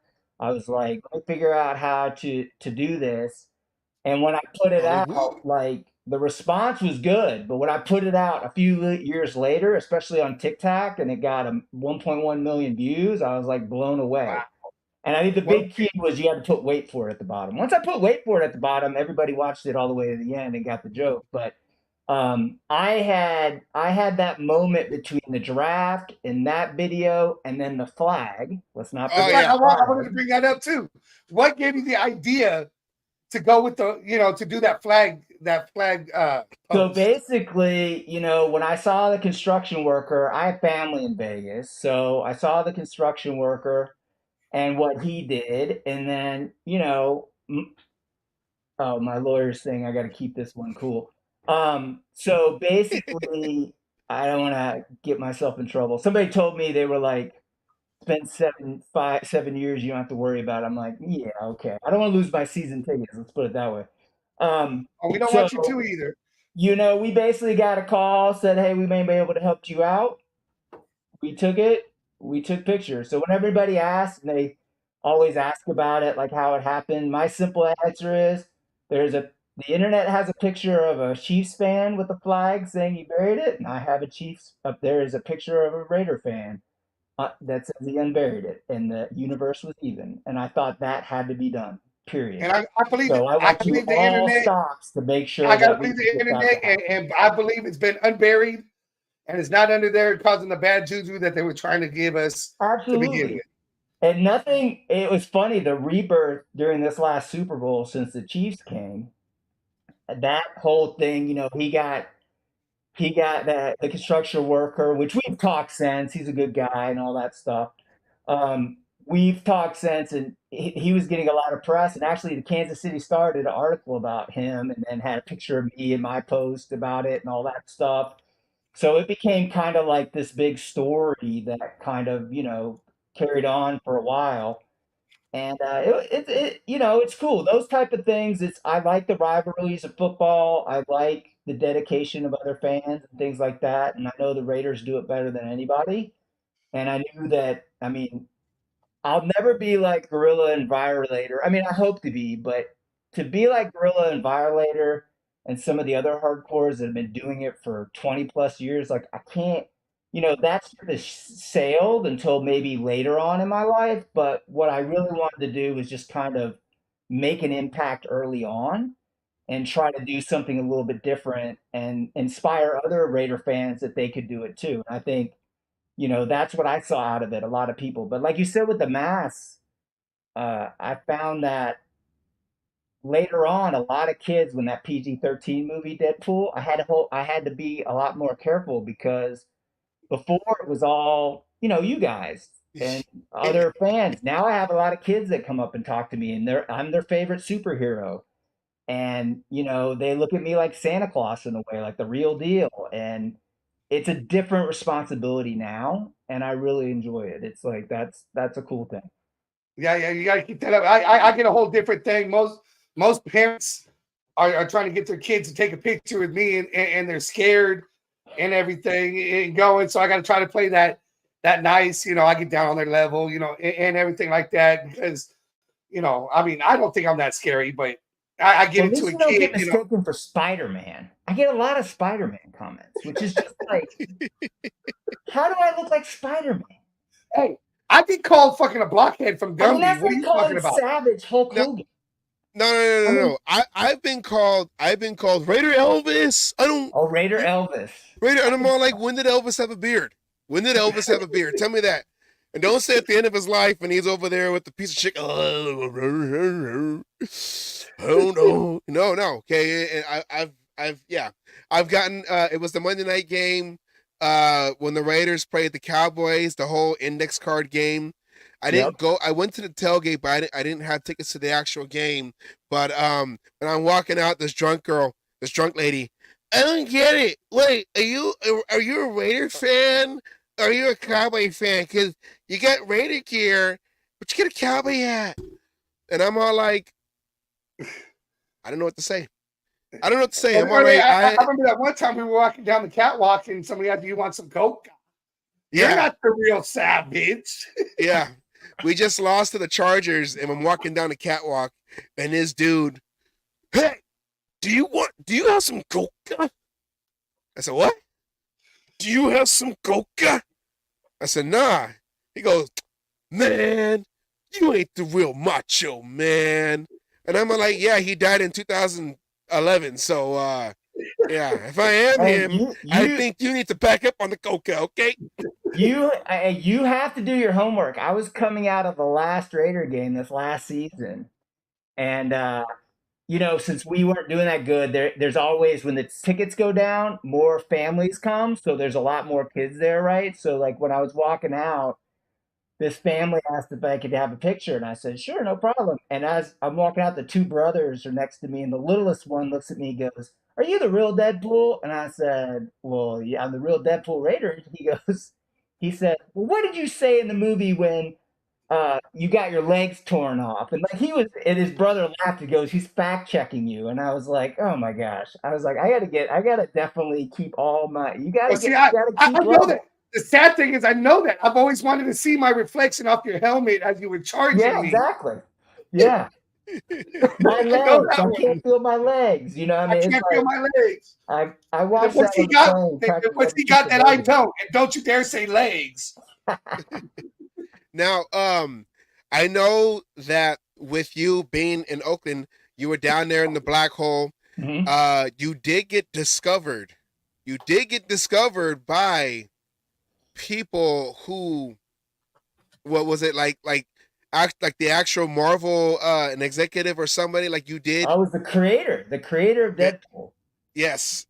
So that was the start. So that was what was fun. Like, you start with Oakland. I went to the first Oakland game. The first Oakland game was so much fun. I went to the Chargers game in October on a Sunday. And it was so much fun that I checked real quickly and I saw that I could fly into SFO and I figured out how to take the DART or the BART. I figured out how to take it straight to the stadium. I didn't know that was possible. And I saw that I could get a Thursday night flight Thursday, take off Thursday from work, fly into San Francisco, take the BART, be at the stadium in time for tailgating, and go to the game for it was Kansas City and the Raiders playing on a Thursday night football. Of course, that was TV. So that was my first TV experience. Was there, and then that You was won when that everybody game. saw me again, and the pictures. It was even more, and that was super fun. So I was like totally into that. So that became a big moment. I went to I think another game. I think it was the Steelers or something later that year, and do the draft. Go to the Monday night Rams. I think that was the Rams game. The And I opener. thought I was clever. I don't know if you guys remember, but I put Deadpool 2 was coming out or did come out in 2018. So I got a jersey with the number 2 on it. And not even thinking about Jamarcus Russell at the time when I did it, but nobody sees Deadpool in the back. So I'm standing in front of the back hole and I've got the number 2 on it. And the next morning I'm in the hotel room over by the stadium. And one of the guys I work with, like a high up in the company, sends me the comicbook.com article and it's like, I hope this is you. And it was Rob Liefeld, who is the creator of Deadpool, the original drawer of Deadpool, had seen me on TV while he was watching Monday Night Football, taken a picture and posted it to his Instagram and said, "This never gets old. Ha ha ha." I have since met Rob during COVID time, so we didn't get too close, but met him. He signed my jersey. He talked about that night. He said he was over with some friends. Um, they saw me pop on screen. He said it was the best part of the whole night, and they all got a big laugh out of it. And he complimented me. He was like, "I love what," because it was my old Instagram account, which that's a whole nother story. He was like, "I really, really love what you did. You created a carry your own. X-Men Raiders. It's really clever, and I love what you do." And he was just like super nice about it. And I just took that as being like, "Cool. I'm gonna keep this going." Like, Oh, what more do you need than that? no, exactly. To get the acceptance from the creator of Deadpool. I mean, what more could you ask for on that one? Yeah, I was dressed up in it, and the guy next to him, I heard him explaining to him. He was like, "Oh, he took the X Force and matched it up with the Raiders." He goes, "You should see the stuff he does on Instagram. It's great." So yeah, so that was pretty cool. So yeah, he tweeted that out. So that was a big moment. If you Google Deadpool creator Monday Night Football, it shows up on comicbook.com. So that was a cool one. So yeah, it's just been a series of fun hits, man. I can't complain. It's just been a really wild ride. Um, the whole time, there's just been little things that have happened that just make it. And then obviously, just Raider Nation. That was the part that I really did not expect. Yeah. I did not expect to join this fraternity of Raider fans, fraternity, sorority, whatever you want to call it, the Raider Nation, and just have. I mean, when my birthday rolls around, the number of happy birthdays and things that I get, and people sharing pictures that they've taken, and now that I've done it since 2017, I've had people that are grown up. Because I'd always seen this with Gorilla, and I always thought it was amazing. Like he'd be like, "Oh, here's a picture of me with this person when they were 4, and here's a picture of me when they were 12." Right? Like it's like cool. And I have that now. Like I have fans that are like, "Oh, you were my first super fan to get a picture with in Oakland," and now they're like 15 years old, and you're just like, "This is wild." So it's fun. I highly recommend it to anybody that's thinking about doing it or trying it out. It takes a little bit. That's right, Rick. There's only one nation, and that's the Raider Nation for sure. So Now, it's fun. what I like, because some people like Asylum, he created his own, so he has an organic, or is that the right word? Authentic character. Your character, my character comes from a twist off of pop culture. But what I do like is that you are that dead. You're not just some guy with a yeah, man, I'm Deadpool, man. Yeah. No, you're not. Mask off. Like you have the same. You can switch it on. Same personality, same quick wit. And that's what I try to do with the Raider Savage is I gotta go over there. Oh yeah, Raider Nation. Let me say one thing. We're gonna go in there. We're gonna go in and when the cream Raiders. I can't do it right now. It's been a while, but I do all the things. People think like I'm actually twitching, like I'm him, and like I said, I got like 40, 50-year-old people. Bro, man, you were my idol growing up in the 80s, and I'm all like, I was born in 85. How was that possible? So, the way you portray the character. And the way you add a Raider twist to it, like I mean, I got to give you props because for me, and I've met you out the mask. You actually, I remember in Vegas, you came behind me like, "Hey man, what's going on over here?" And I'm thinking like, I know that voice, but you didn't have the mask. Like, it's me, bro. It's Deadpool. So, oh, what's up, bro? I remember, yeah. Asylum, he did not give me the time of day. I was just some other Raider fan that was talking to. He was just kind of like ready to blow me off. Like he was just. I know that was whatever, not true. Dude, whatever. Well, in my defense, I remember when I first saw you and I walked up and told you how badass I thought that shit was. And started showing me about your mask and everything. Oh yeah, we talked a lot about how we made. You had yours made, and I had mine made, and the whole thing. Oh mine's even progressed now. Remember when we talked? It was just foam board. Now I got a nice solid one, and it's able to make it through airport because I got to carry the damn thing since it doesn't fit in anything. See, and Hollywood said the same thing, that you got him too. Yeah. You got him too, Deadpool. I rolled up to Hollywood. So the first season in Vegas that we went to games, I heard that Hollywood, Mob Boss, a bunch of those guys were going to be on Fremont Street. Yeah, see. So I went out there, didn't bring my gear, but I had, black shirt, gray, whatever. And me and my brother went out there. And I see those guys.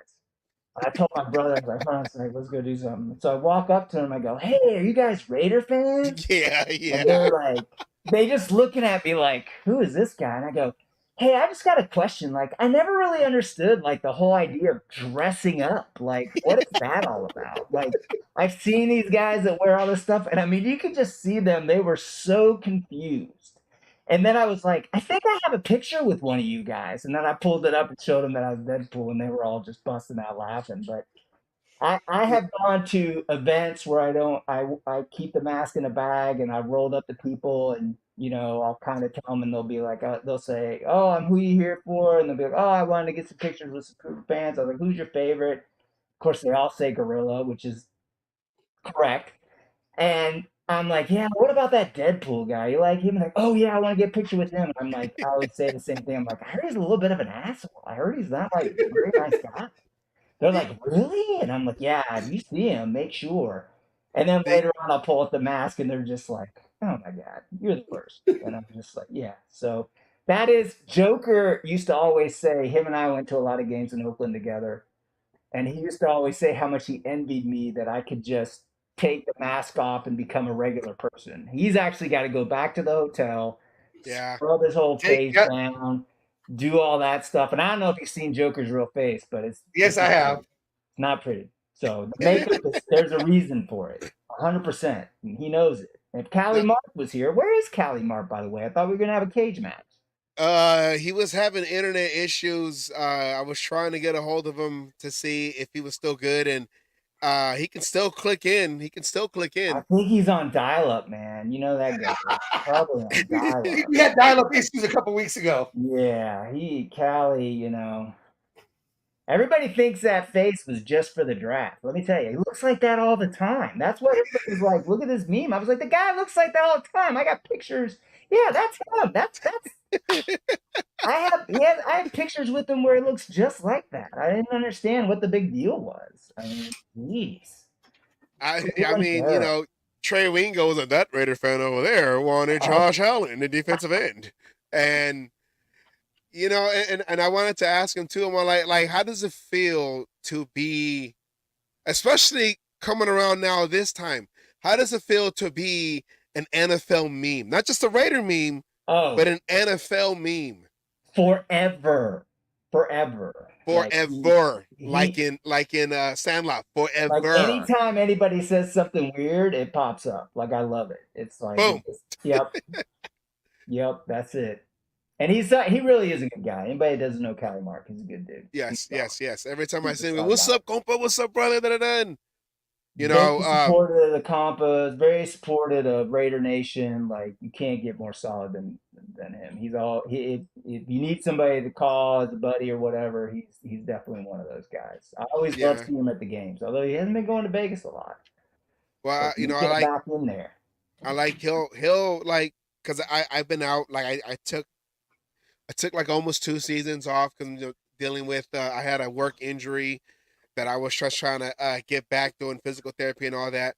But like he'll just pop up on my phone like, "Hey, compa, how you been? I haven't heard from you in a while. Everything good?" Da, da, da. So he'll check up on you, and that's what I liked about Cali-Mark, and that's why I wanted to get him on the show just to kind of tell his story of the man behind the face, I guess you can say.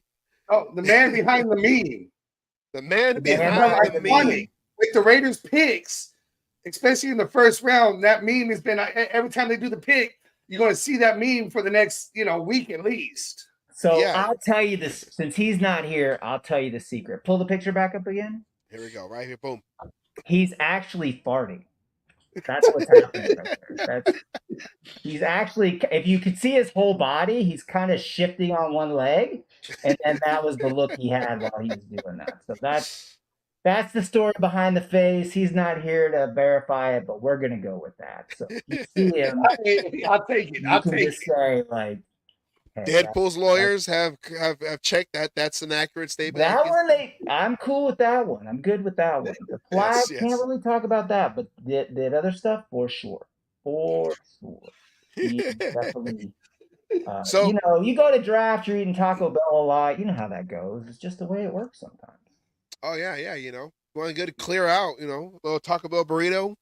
How's your Comes leg? out the same way it goes in. How's your leg doing? My leg is better. It was my left ankle.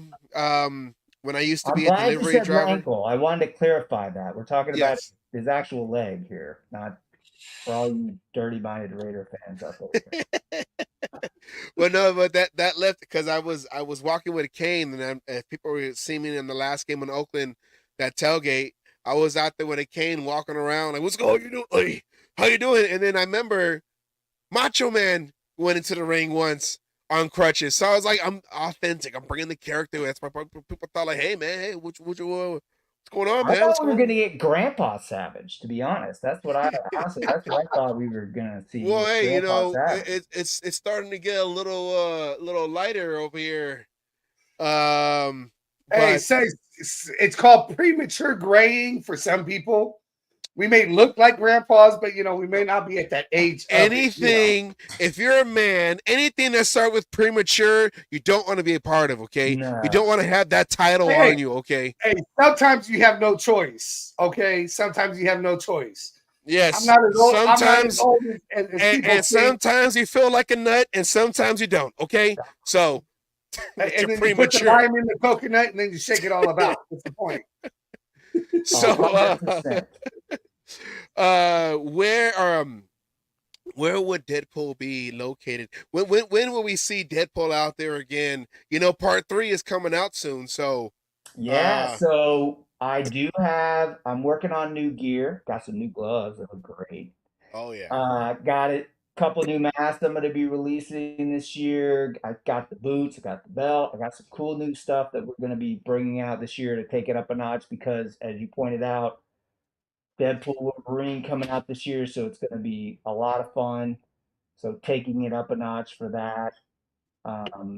So I'm going to be like, a Deadpool. We need a Raider Wolverine, I guess. Yeah, Wolverine to go around this year. Wolverine. Raider Wolverine. If anybody's out there looking for a character, we need a Raider Wolverine. As long as I don't have to hang out with them, I'm totally cool with that. That's totally a Raider Logan. Raider Logan, that would be cool. There you go. Are you guys coming to Vegas? How many Vegas are you guys? You guys are always welcome in J-Lot. We tailgate in J-Lot at every home game. You're more I have yet to be in the new stadium, see the new stadium. I was a 17-year season ticket holder in Oakland, and when they moved, I haven't been able to go since. and I'm hoping to go to at least one game this year. At least one game this year. Well, I will say this: when they moved, not knowing, not really having a lot of friends in Oakland like I do now. See you this weekend. Oh, Hollywood's reminding me. TNBC is having a big party here in Dallas all weekend long. Hollywood's coming in. They got a bunch of people flying in. So you guys come on down. It's out in the woods somewhere or something. So we're going to be a little bit creepy on it. But no, it's in a cool park. It'll be outside. Hopefully the weather holds up. But that's a big party for TNBC. We got a lot going on in Dallas. We got a new Black Hole chapter. We got the TNBC. And, everybody's meshing together good. It's a great time. But yeah, I'll see Hollywood definitely this weekend. But, you bring up a good point. Like, when I was going to Oakland, I got to meet a lot of Oakland natives, like Cold Raider and the Wolf Pack. Those guys are some of my best buddies. Like, those guys didn't know me from Adam. We were going for tacos after the game. Like, just amazing guys, right? Like, and hearing the stories about how going to Raider game generation to generation with their dads and all that stuff, and growing up in it, and just being able to go to the game or tailgate from their houses, I understood a lot more when the Raiders moved why so many people were upset. Yeah. And I understand it more now because I have family in Vegas and I get to experience waking up in my own bed on Sunday, getting into a car, driving to the stadium, and going to a game with all my fixins and everything I packed the night before instead of hopping a plane, going somewhere else, renting a car. So I completely understand what a lot of Oakland fans feel and why some of them will never go to another Raider game, because that has to be really, really hard. So I just put it out there, like, you have some empathy for those fans, and a lot of people were like, "Oh, you're not a real fan, you're not ready." It's different. It's different. Like, I go with my brother, my dad, who's older, shows up to the games. It's special, and I can understand. Oh, I agree with that, especially with the dad. When Al Davis got in 2011, my dad always said he'd be a Raiders fan again. He said he was a Raiders fan when he was young, but when I grew up, he was a Niners fan, so that's how I see him. Yep. My dad's a Niners fan, but I convinced my dad in 2012 to become a season ticket holder. So from 2012 to 2019, I got to go to games with my dad every fucking Sunday. That's what I do now. And those are memories and experiences, whether he was a true Raiders fan or just going because of whatever. Those are experiences that you can never get back. I mean, those are things that you always dream of and going. And I was even in a magazine when they did the move, when they talked about the move and it was official. There was a photographer out there doing a special magazine for one of the newspapers out there. And they were basically asking people, they were taking pictures, and you had to write on a piece of paper how you felt about the Raiders move. And that was easy for me because I put hurt. Yeah. I was hurt. Even though they're going to Las Vegas, which is my hometown, I didn't want them to leave Oakland. And, when I did it and everything, I turned it around, and he's like, "You're making the magazine." I can guarantee it. And he didn't have the choice. But he's like, that one there was almost the perfect statement when it came to the move. A lot of people were hurt, and that's why they won't go to Vegas, is because they got hurt with yet another move when it comes to the Raiders. And so they got the whole, those fans are going to get over it. The hurt will, diminish, and they're going to end up in Vegas going to these games, and it will start to be like it was. It will never be like it was in Oakland, but we can get some of the similarities, and having the fans who know what's going on, and not having the stadium because of being Vegas and a travel spot, how we've had home games not be blacked out. We will get back to blacking out the Raiders Stadium in Las Vegas. It's just going to take a little bit of time for people to get over the hurt that they have with the move. Absolutely. I mean, if somebody told me tomorrow you can't go to games with your family anymore starting next season and there's nothing you can do about it, I would be hurt too without having to travel and do other things because it's different, especially if I had been doing that a long time. I've only been doing it since we've been allowed to go to Vegas and have season tickets. I can't imagine doing it for 10, 20 years, 15 years, whatever some of these fans are. So I completely get it. I honestly think Oakland will I moved to never Kansas be. 6 years ago. I moved to Yeah, Kansas 6 years ago, and that was the tail end of my season, being a season ticket holder. And I was flying out to Oakland to go to games. yeah. I wasn't giving it up. But the minute they moved and everything got priced out, but yeah, it's one of those. I had, so many years of, I called it church. I mean, I missed holidays. If they had a home game on Christmas, I missed Christmas. I missed birthdays. I missed anniversaries. I was there. Everyone knew when the Raiders were playing, you knew where to find me. I was going to be at the stadium. And then, Yeah, the I'm flying in for every game. I mean, it is easier for me now that I got family there, so I don't even have to pack a bag. All my gear's there already. I got secondary We've family. I gotten to the got point sandwiches now where in. I've got two. I'm gonna have two masks, one in Vegas, one here, so I don't have to travel even with the mask because I There you like my go. stuff in Dallas. But it is definitely it's definitely a it's definitely special. I don't think I know Oakland will never be replicated or duplicated. It'll never happen. For one, those ticket prices are nothing we'll ever see again in our lifetime at any stadium. And that's what made it so special is because anybody really could go to an Oakland game. Anybody could. With Yes, nothing yes. holding No, anybody back. exactly. Yeah, and for me, I live in the Bay Area. I'm not too far from Oakland. My A's are moving to Vegas, and Hey, our I A's, get it right. well, Our well, A's. hold on. I just I want to. I was going to A. I mean, it's hard to follow the A's now because you can tell the ownership don't care. They keep throwing out scrubs out there to see if they're gonna still lose, and they still find ways to win, whatever. But I was going to A's games more now, just for that one last time to yell in the Coliseum and be Sure. like, Raiders through the hallways. My girlfriend's all like, well, not even a Raider game. I said, I don't care if it's Disney on ice. I want to be in there and be like, Raiders, and see if I hear in the distance, There was Raiders. nothing. Yep, we're still here. We're still here. There was nothing like walking into that Coliseum and screaming Raiders because you knew you would get half the people, walking around to scream it back. Yep. From what I've heard, you don't get that in Las Vegas. Not yet. You don't, but I think the shift, as all of us Raider fans know, is while Raider Nation is, bigger than ever, we're global, we're worldwide, and Vegas is Worldwide. helping with that.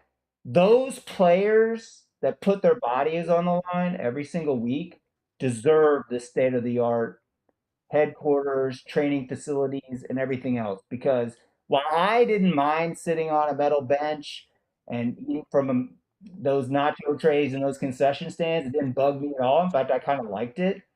I can understand why certain players would not come to our and play under us. And I think with what we have now, there's a bigger appreciation for the players and the team with the facilities, and that's great. I think that's fantastic. Like somebody like Devonte Adams, we haven't won since he's been here, and he still wants to stay. That's a testament to the facilities, to be honest, and the stigma around what they're building. So I Are you think it's a saying shift nobody in misses the mindset. infield? Do Are you what? saying nobody misses the dirt infield in the beginning of I the missed season? the Oh my infield. God. I missed the infield. That was an advantage. That's the one thing I loved about the Oakland Coliseum. When it came to baseball or football, at certain parts of the season, you had the advantage. When it came to baseball, it was a pitcher's park because you had all that foul territory. So a pitcher just had to get him to pop it up. And then when it came to early part of the season and the other team coming in having to try to kick a field goal on that dirt, we had Janikowski. We had people who loved the dirt. Oh, But absolutely. the opposing team, they hated being tackled on the dirt and they hated kicking on the dirt. And that was our advantage. And when we left Oakland, we lost all that advantage. As I will say this though, because as much as I hated the two teams playing in our stadium in the Super Bowl, I love the idea of that kind of caliber of a player seeing our facilities and going, I I I could play here. I could really this is I nice. agree with that, and I think that might have been part of the reason we were able to get Wilkins. Oh, I'm sorry, 100%. Wilkins. I corrected it. We got Wilkins is because of shit like that. We are now a destination that players want to come to. When Dallas, so being in Dallas, when Mark Cuban bought the Dallas Mavericks, they were giving tickets away. Like, you know, he brought in Rodman, things started happening. But the big thing that happened is they built the new stadium and he put you can go back and look it up. This was years ago. They had PlayStations in the locker room and everything else. And all the visiting teams saw how Mark Cuban was treating his players and they wanted to come here. And that's why they eventually won a championship is because they had to create something that people at their top level were like, look, I got to move my family there in some cases. I'm going to be there at the office every single week. Like I need high quality stuff. And think about just the med and the recovery stations. Like your body is the business. Yeah. So if you don't have that high level stuff, why would the best players in the world want to come somewhere where they can't have that? And again, I'm not bagging on Oakland for that, but that is the advantage that Las Vegas Well, brings. I mean, to it's your a comment there, you got billion-dollar Max operation Crosby now. playing with the knee that he shouldn't play with. Why does he put that effort in? Partly because of Max Crosby, but it's because he loves the team. He loves, everything going on. So he's willing to put. I mean, he faced death as we're being told. He could have died because of the infection he ended up getting. But why does he do that? If he didn't have faith in the team, would he really do that? Everybody wants, and then you add the glitz and the glam. I mean, guys, we got Too Short playing at halftime. We got Ludacris. We got, I mean, the list Santana. Iggy Azalea. Sorry. Yeah, I mean, the list goes on and on, which it's hilarious to me that I can now list off all the concerts my dad has gone to. I think it's funny. I tell people all the time, I'm like, oh, dad's seen Ludacris, dad's seen this, dad's seen that. So it's, but I mean, that's the reality. And other players are looking at that. Not to, and look, we're going to win a Super Bowl. That's just the bottom line. It's going to happen. It's just a matter of time. I mean, it's if LA Rams can win with Stafford, I mean, give me a break. Like we just need. Okay, now that you said that, okay, since we're talking draft, this is a draft show and everything. Yeah. Okay. Do you want the Raiders to draft a quarterback, or are you happy with Aiden O'Connell and Gardner Minshew? What's your feeling on the quarterback situation? So here's what I think. You guys play fantasy football? Yes. Okay, so you guys know you take the best person on the board, right? And you don't give away everything else. I think it's going to be what are the opportunities that's given to us on that day. They're going to try. If you don't think they're going to try to get Jaden Daniels, I think you're wrong. They're going to make some phone calls. I'm sure they already have an idea what they're willing to give up. If it doesn't happen, and who knows, they might not. They may make all those moves and not be able to get him and have to settle with somebody else. But knowing Marvin Lewis, the other head coaches at AP, I love the speech that he came out, by the way, how he told did you see that with the volunteers where he said, look, the reason I brought these guys in is because I want to get better. Like I'm here to learn too. That's why I'm doing this. And I brought in these ex-head coaches to help me with that. I was like, this guy, I love it. Like, I mean, it's such a humbling thing to say, to say they just went from somebody who said, I know it all. I was trained by the best in the business. You do everything I say, to somebody who's like, look, I'm like you. I'm learning every day and we're going to get better together. I was like, this guy's the best. So I think, we say that now, every Raider off season, we have such high hopes. 17-0. We're going 17-0. I'm telling you. Remember when AB came to us and we had Hard Knocks? And everybody was like, we get Antonio Brown. Oh, yeah. So we all know. Off-season. And Gruden said, nightmares. Yeah, we had nightmares that season. Yeah. He had nightmares. He likes nightmares, and we had them. Exactly. So I think they've got to smarten up the new GM. Look, say what you want about the Chargers. Look, we all dog on the Chargers. It is what it is. They still had a really good team. He wasn't calling the plays. No. Well, no, Eckler, and the contract situation wasn't his fault either. He had no, ownership and other people who were in charge of the contracts. I'm looking at it like this. I like the hire of Telesco because he has shown success in the first couple of rounds when it comes to drafting players. He's successful in the first couple of rounds where the exactly. Raiders have struggled. Me personally, I know we're going to draft a quarterback, but I don't think we need to draft a quarterback until the third round at the earliest. Yeah. We don't need Penix. We don't need to move up. I mean, yes, I get Daniels and everything else, it is a dream, but I don't want to give up the farm. We need the trenches. We need offensive line, defensive line, cornerback. Let's fill those needs, and we can get a Spencer Rattler maybe in the second round, third round. We can get a Milton who has the biggest ceiling, but needs some help. We can get who the hell is the other one I'm thinking of? Hey Tiffany, how are you? I can't think of his name, but yeah, there's other quarterbacks that can sit behind. We are Team Ramrod, and we like Gardner Minshew as the backup. Yeah. I mean, look, it's what I agree with you 100%. Like, there have been teams that have gone really far with certain individual players, and there's definitely parts. If Trent Dilfer could win a Super Bowl, Aiden O'Connell could win a Super Bowl. Well, look I mean, you guys remember the days where rookies stayed behind QBs for 2-3 years before they ever got a chance to play. Now they're trying them out at the first season. Even Patrick Mahomes sat behind the QB for a year.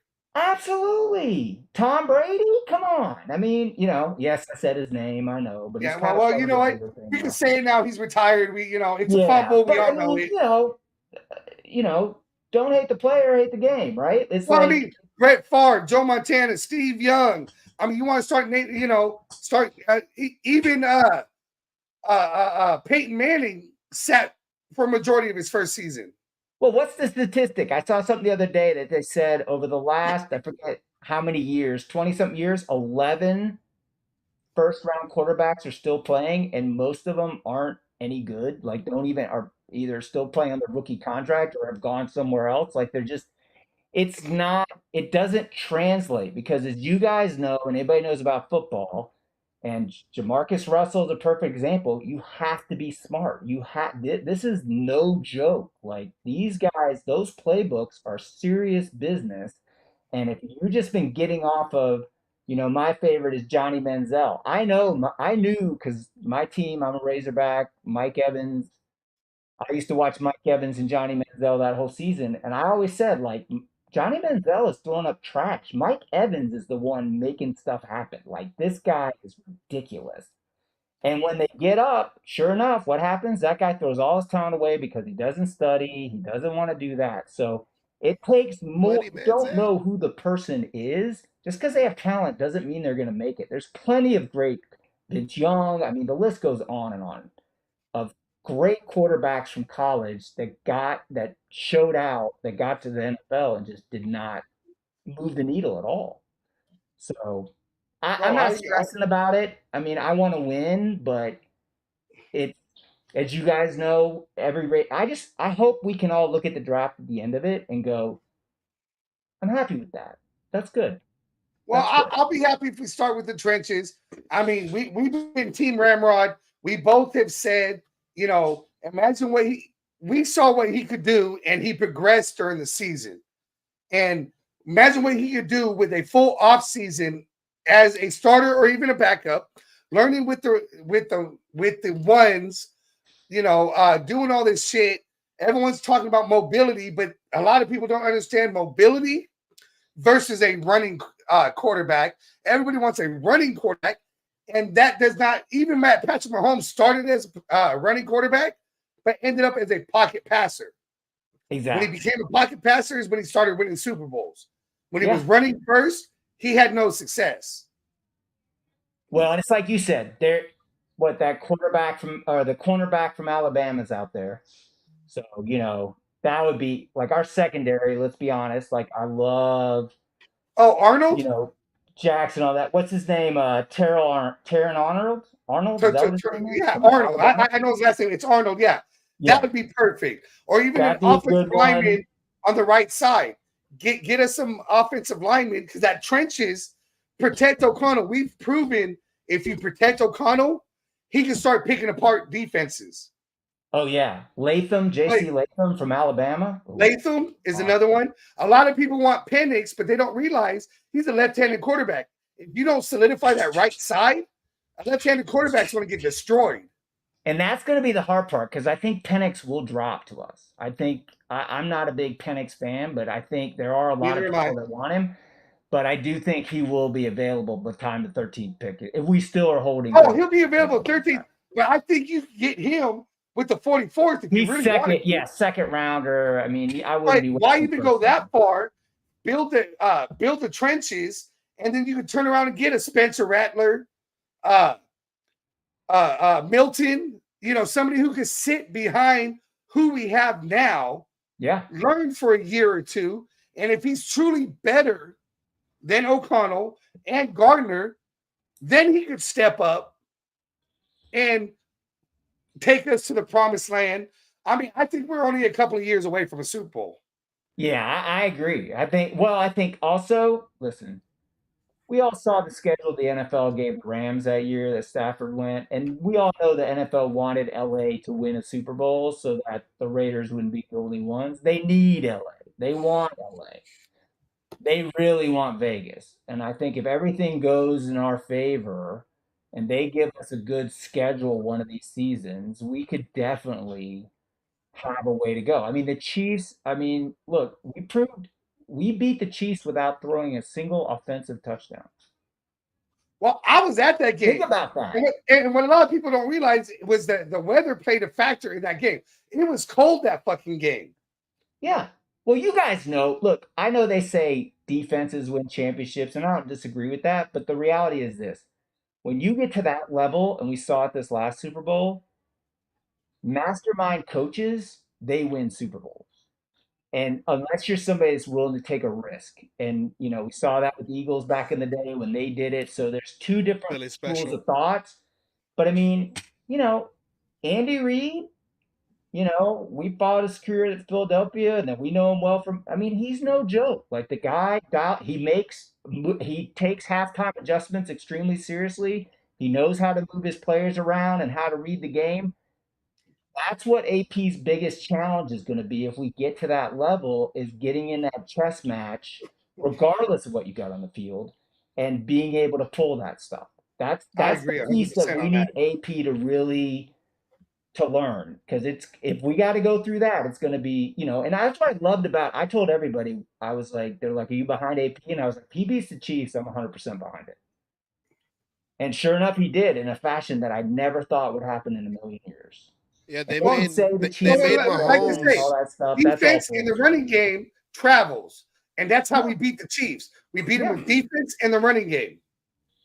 Yeah, and the way that I feel like AP allowed Patrick Graham to just call your plays. I feel like McDaniels had him handcuffed, but the way they attacked Mahomes and that offense, the way he just couldn't hold on to the ball. I know weather played a factor, but it's Mahomes. In 7 seconds. That tells you a lot about Patrick Graham's. They went in with that same attitude the Lions have, the same attitude that the Eagles have when they play the Patriots in the Super Bowl. It's like, what do we have to lose? Everybody thinks we're going to lose anyway. Let's just go for it. Let's just do some stuff. And then, you got Jack Jones coming out trying to, show out and show up. Who doesn't love that kid? I mean, it's just like, come on. Hey, I made the TV that game. That Jack Jones interception, he ran right by me. I was the guy sitting with my arms out right there at the damn front of the shit. He ran right by me. I made the TV on that game. I love that kid, man. He is good. Oh, I love Jack Jones. I think that was a great Did you see him coming in for voluntary OTAs? Like, he's practically running from the parking lot. He's hamming it up for the camera. That energy is what we need.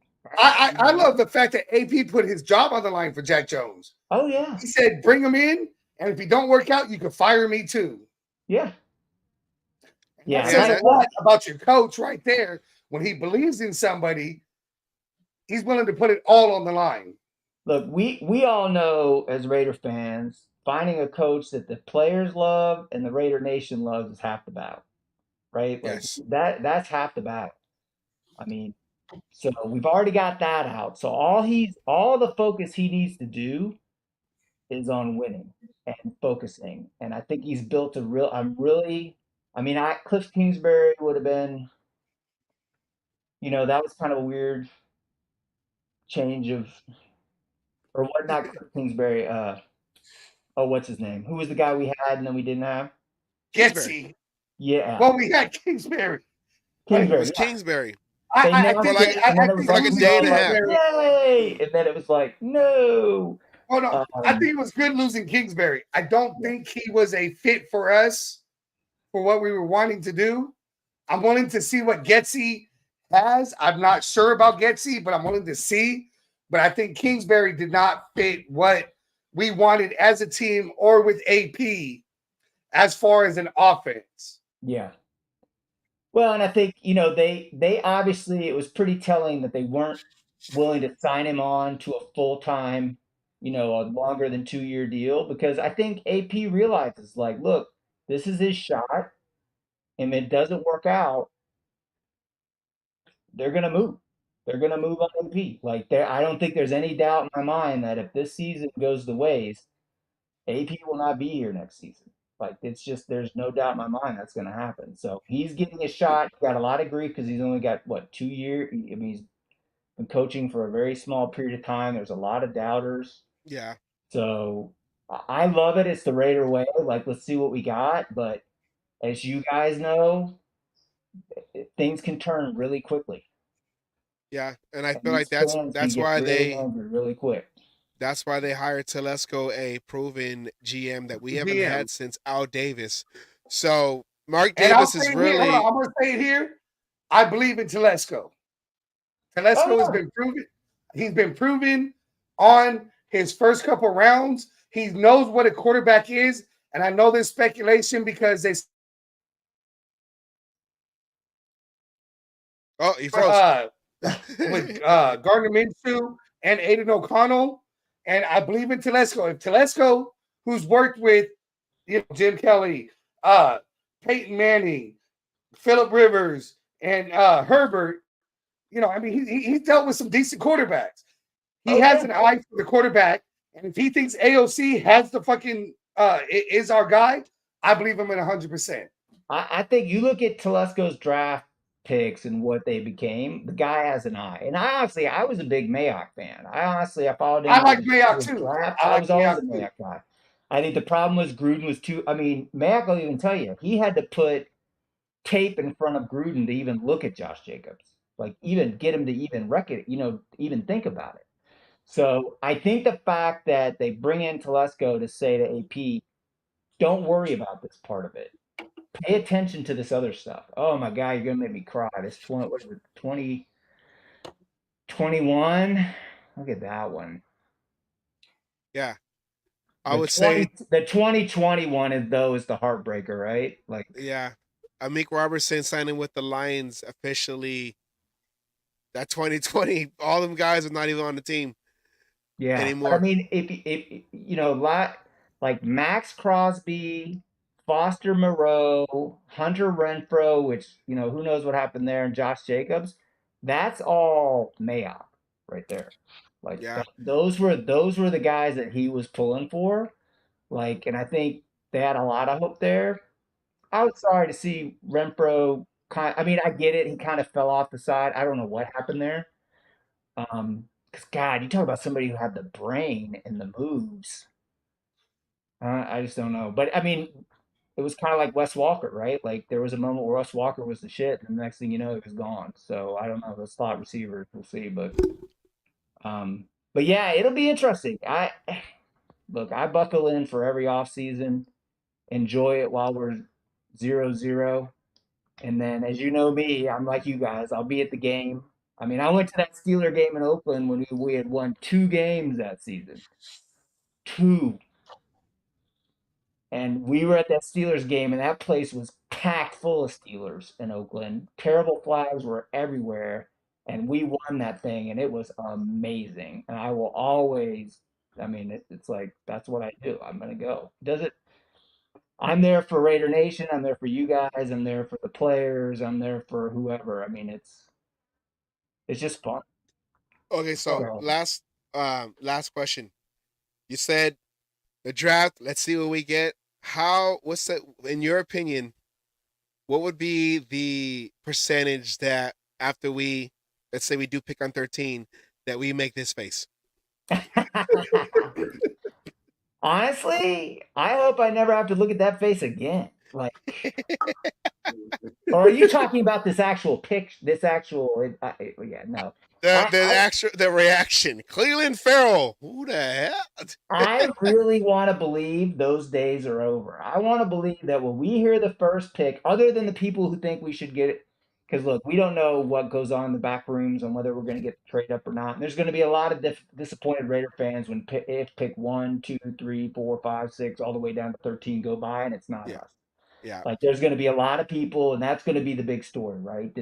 Why didn't we trade up? Why did we do this? But my hope is no matter where we are, we pick the best player on the board, and that's what matters. And I think if we do that, because I think we'll all agree, like Farrell was not the best player on the board right there. If you look at that list, a lot of those first picks were not the best players on the board. Yeah, I had to return my Alex Leatherwood jersey because just Henry didn't make Ruggs, it pass. I love that kid. I'll agree with that all the way to the Tyree Wilson. I think Tyree Wilson was the right pick. I think Henry Ruggs was the good. I mean, it's sad what happened. I think the kid didn't. I mean, I think Lamb. Who was it? Where did Lamb go? Was that 22? CeeDee Lamb? Yeah. He went after Ruggs. Was that 2021 or was that he went? No. That was in 2020, but he went after Ruggs. Right. Yeah. I remember the third receivers. We had the back-to-back picks, and I think a lot of us thought we were going to get Ruggs and get CeeDee Lamb, and the Cowboys did what they did and went in and took him.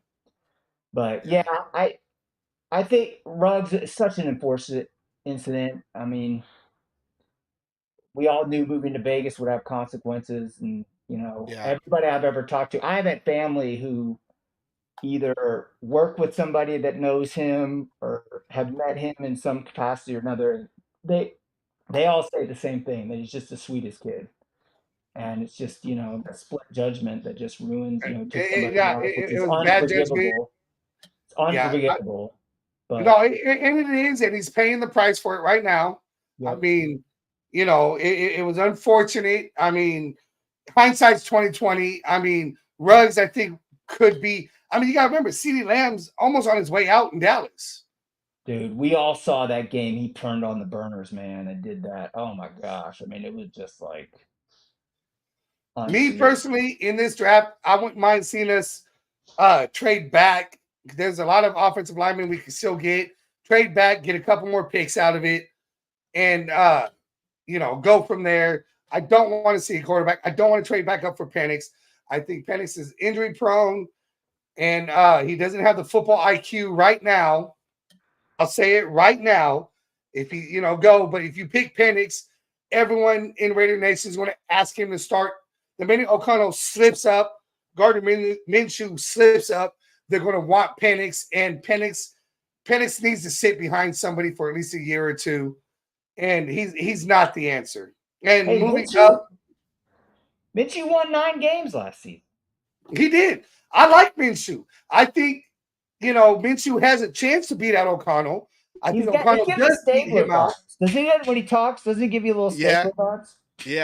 Yeah, I noticed that with the beard and the hair and everything. Just a little bit that I felt like he shroomed out before he did that interview. He did the what's going on, guys? Yeah, bro. Yeah. Oh, yeah, he big ass boy. Sweating, seeing Max Crosby. The first practice they do in pads, he's gonna be sweating, seeing Max Crosby come out. Little ass boy. He's a big ass boy. Little ass boy, big ass boy. Hey, are you guys going? I like the fact that he wore a shirt that said "little ass boy." He's playing with it. He's a fuck it. You gonna call me little ass boy? I'm gonna be the little ass boy. Did you? Oh yeah. Did you see the Hard Knocks with the Dolphins where they had somebody pretend to be Max Crosby during the training practice? Have you seen that yet? No. No, I The hadn't seen first that. episode, if you watch the first episode of Hard Knocks with the Dolphins, it's last season. That's the in season one, right? Yeah, the in season one. Yeah. They're gonna play the Raiders, and they show tape. The coach shows tape of Max Crosby and says, "This guy's a problem. Like he's a beast." And they talk about how he likes to mess with the quarterback and kind of rib him and do everything. So the Dolphins actually had one of their players they taped the 98 to him, and his whole job during practice was after Tua would throw, he would basically go up and like knock him or say something to him. And the whole episode, there's a whole part of the episode that's dedicated to how they practiced to try to keep Max Crosby out of their head. And at the end of it, the coach goes up to Max Crosby and just says, "You're one of the most phenomenal players. Like we really worked hard to make sure that you couldn't, end our thing." But it was amazing. And I know Max. I've met Max's family's from Dallas. I actually met them at the airport. They were on one of the flights I was on. Some of the most not his mom and dad, his whole family are some of the most nicest people. They come to all of the events that we do in Dallas. They come out and support Raider Nation. Like it runs deep with them. Like you guys see how deep Max is. Like Vera, his mom, and his dad, they are like in it to win it. Like they come out. I mean, they come out to all the parties, everything, hang out. I got tons of pictures of them. They're super fun. They talk. They know us all. It's great. He's a special one for sure. That he is. I don't disagree with that there. He needs to retire a Raider. He needs to stay a Raider. You do whatever it takes to keep him a Raider. 100%. He's Yeah. special. And to answer your earlier question, I will not be at the draft. I know it's where is it at again? Detroit. See, I don't even know where it was at. So that's how you know I'm not going. I know Asylum. He's having his own thing out in Tampico. Topeka. My fault, guys out there. Southside Raider Nation. My fault out there. It's not the fake orange juice. No. But yeah, I won't. I'll be home. It's a work day for me. So, but I do plan on getting active again in Raider Nation. I took my 2 years off. Just to reflect and just trying to. Sometimes you got to reset and reboot. Absolutely. And then come back harder. But yeah, I'll be trying to make it to some more events soon. And as you heard from Lorenzo Lerma, I will be emceeing the Raider Nation kickoff. Would you be attending that up there, up in Bakersfield in a few weeks? Congratulations on that, by the way. Thank you. No, I won't be. This is my busy season, so I'm going to be working a bunch coming up. And then for the draft, I'm actually going to go to Vegas. I had bought tickets to go to, I'm going to be that Friday night, Saturday night, I'll be enjoying, we'll be enjoying Slipknot and System of a Down and Alice in Chains and a bunch of other bands at a concert in Vegas. So I bought tickets early on when at the Sick New World Festival. So we're going to be, anybody that's going to that, come on out. If you recognize me, say what's up. But I'll be out. I'm heading out to Vegas on Wednesday. I thought about going to the draft party the Raiders were doing on Thursday night. I might try to go to that. But yeah, not doing Detroit. I mean, Vegas and Dallas, it was just so convenient. And but I know a lot of the hardcores. I had a lot of people reach out. There's going to be a lot of fans out there in Detroit. I'm sure it's going to be a blast for everybody that goes. And I'm sure Michigan. I have a lot of friends and family in Michigan. They'll roll out the red carpet for everybody. I'm sure everybody will have a great time. So it should be fun. We appreciate you, and you did about an hour, so we appreciate you on our show. Holy crap! At $6 a minute? Oh my god! Yeah, so you will see a bill coming in. We need to make a penny on it. Trust me, that $6 a minute wasn't for us. Well, I guess I can Hey, go. Thanks for reaching out, Savage. In all honesty, man, I really appreciate the honor to be on the show. You guys are the OGs. I've known both of you for a very long time in doing this. You've been very supportive in it. So anything I can do, to do this has been great. So it's been great talking to you and being mid-season like this. I haven't got back to my Raider self in a while, so this was very enjoyable for me.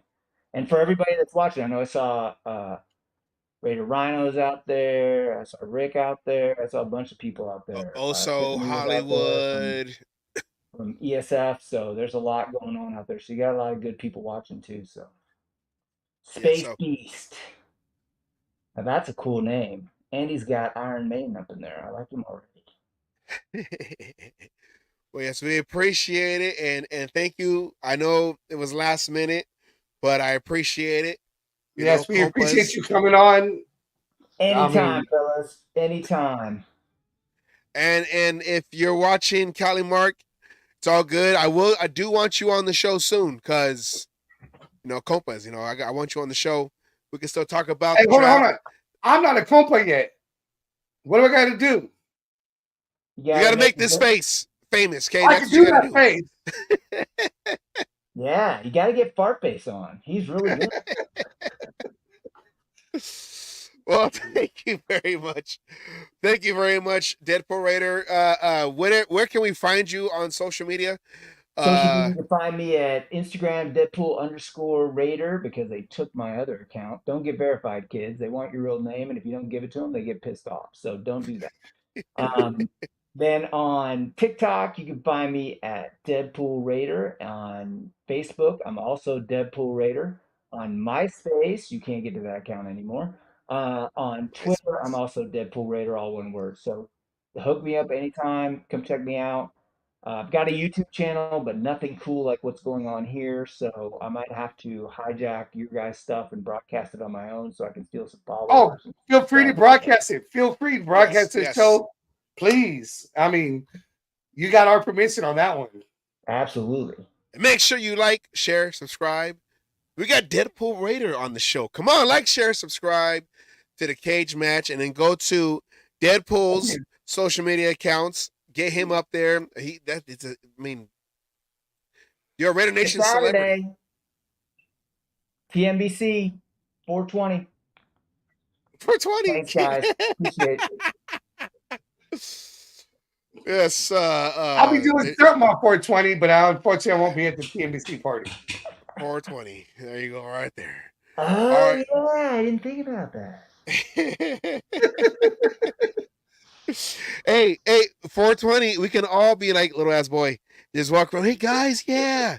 Get your Minshew on. All right then. Yeah, bro. Yeah. Get your Minshew on. Yeah, get your Minshew on. I like that. We need to do something for the 420 with Minshew and just get something made that says get your Minshew on. Get your Minshew on. All right. Thank you very much, brother. All right, guys. Have a great night.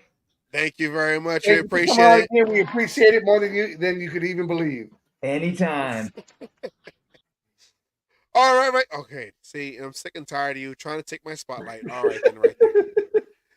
That was cool. That was great. I want to say thank you to Deadpool Raider and Cali-Mark. The invitation is still open.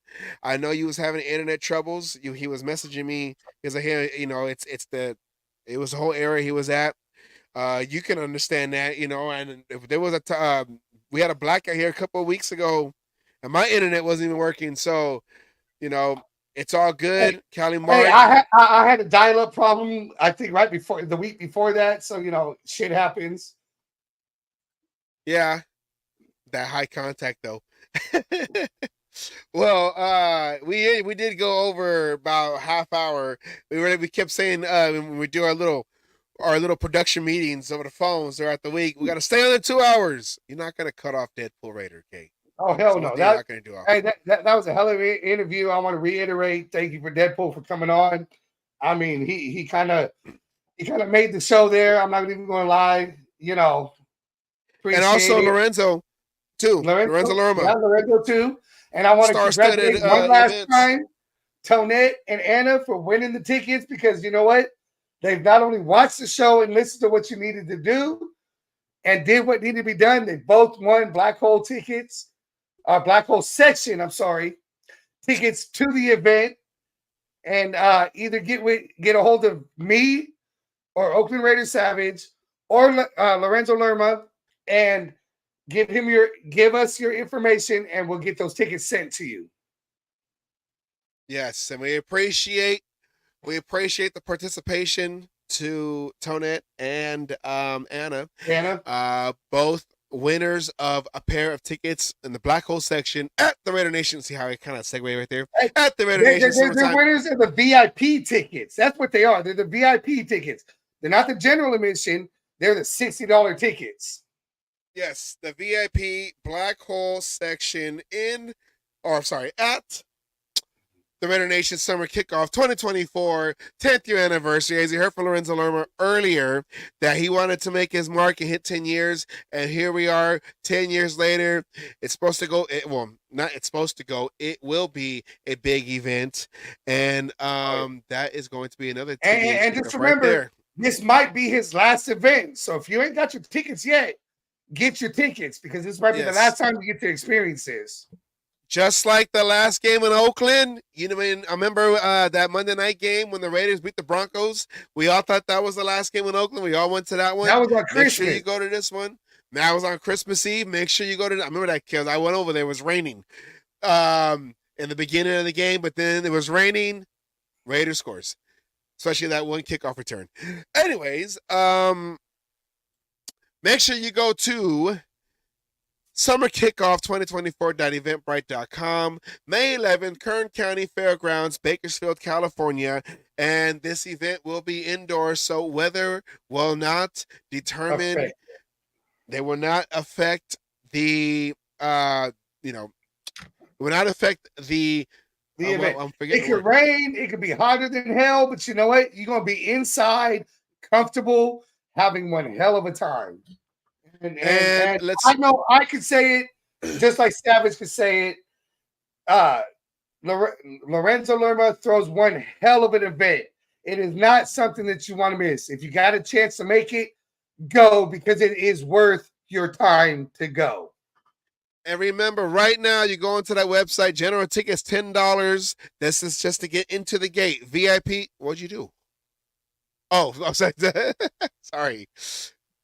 Hey, I was trying to get Deadpool and saying thanks, fellas. Okay, go Raiders. Yes. Jesus Christ.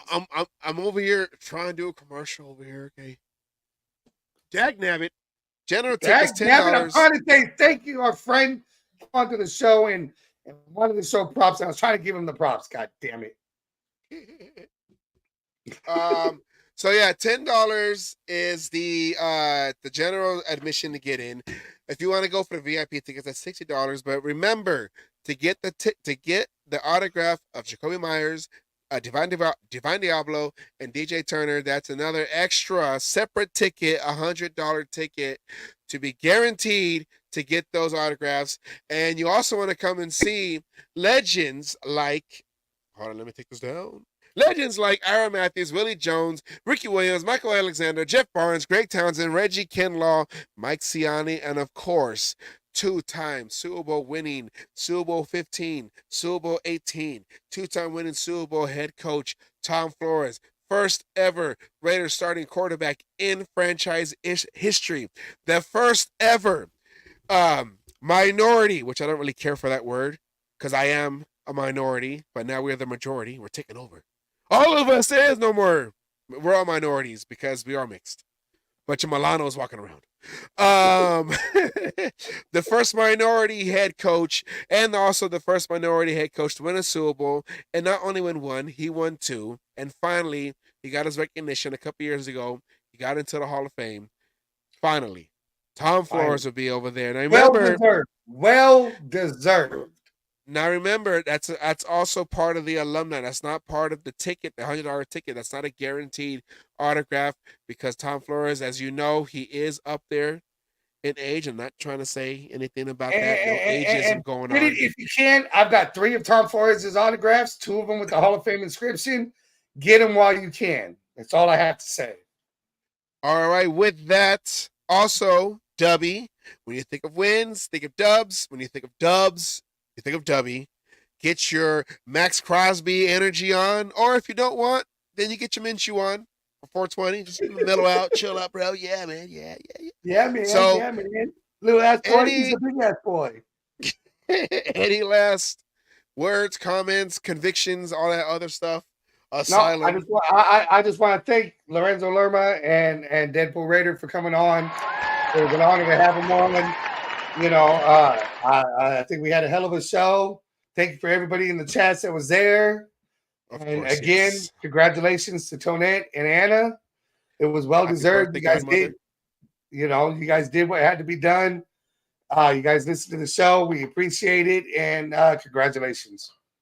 Yes, happy birthday, godmother. Her birthday was yesterday. Yes, happy birthday, Tonette. I think I wish you a happy birthday on Facebook, but if not, I'm doing it here right now. Happy birthday. Yes, because she is my Las Vegas home, and I am one of the fortunate ones, the lucky ones, like Deadpool Raider said, to have family out there where I can experience staying over there at her house. She feeds me. I can say I got family out there too, because you know what? When I went out there the one time, she treated me like family, and I know if I was ever to stay with her again, I know I got a place to stay. Tonette, I mean, I appreciate, everything, and I can't wait to see you again. Yeah, so I appreciate that. Auntie, happy birthday for always housing me when I need a place to stay, and also coming with me, her and Noel, and also Noel though too had a birthday too, just a few days ago too. So shout out to Tonette and Noel, my auntie. You were right. I didn't want to leave him out. I'm sorry for forgetting, because I did wish him a happy birthday too. And Jose and her husband, and Noel be like, Raiders! Every time I go on the phone, Raiders in the background. So shout out to Noel. And yeah, I wanted to make sure I say that too. So with that said, thank you for those who are still on. 8 views. Hey, I love it. Thank you for those who watched, who participated, got to see Lorenzo Lerma. Huh? And the ones who will watch, who watch it at work and everything else. Make sure if you're not subscribed, subscribe. Make sure that you like. We appreciate everything from everyone in the comments. And so happy birthday. Yes. So, and also congratulations, Anna. She's also the winner of the pair of tickets to the event in Bakersfield, 2024 Raider Nation Summer Kickoff 10th anniversary. And remember, everybody, if you show up, you get to see Oakland Raiders Savage and see the event. Don't forget to get your pictures and everything else. Yes. Go say hi. Go say hi to Savage. Unfortunately, I won't be able to be there. We thought about trying to do a live event, but unfortunately, that's my anniversary. And yeah, I won't be able to show up. Yes. I will make sure that there will be, at least if I can't find a cage like yours, there will be some kind of cage, bird cage, kennel. We're going to represent, Kay. We're going to represent. With that, we want to say thank you, Raider Nation. On to our next show. This Wednesday will be the draft show. Now, usually today would have been a Peggy Wednesday because she comes on every other Wednesday. But next week, we're going to have a panel. We're going to have Miss Peggy. We're going to have Raider Man 19, your friendly Raider Man, or your friendly neighborhood Raider Man.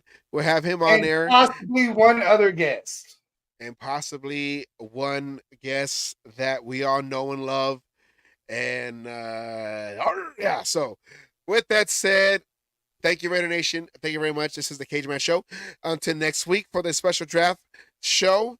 We go out like we always go out with a word from Coach Wallace from my old high school. But to you Raider fans, to us Raider fans, he is known as Raider Milt. Hardcore Raider Milt right there and there.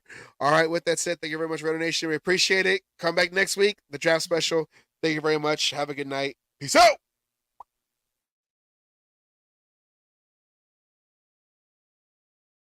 All you other NFL teams, your tailgates are weak. Your teams are weak. We might be down right now, but it doesn't take away the history. And all you Raiders out there need to know your fucking history of who the fuck you playing for and where the fuck you're playing. Damn it. Oh, and by the way, I won my last cage fight. Again, I'm still undefeated. And you NFL motherfuckers out there that you think you want some, come on and get some anytime.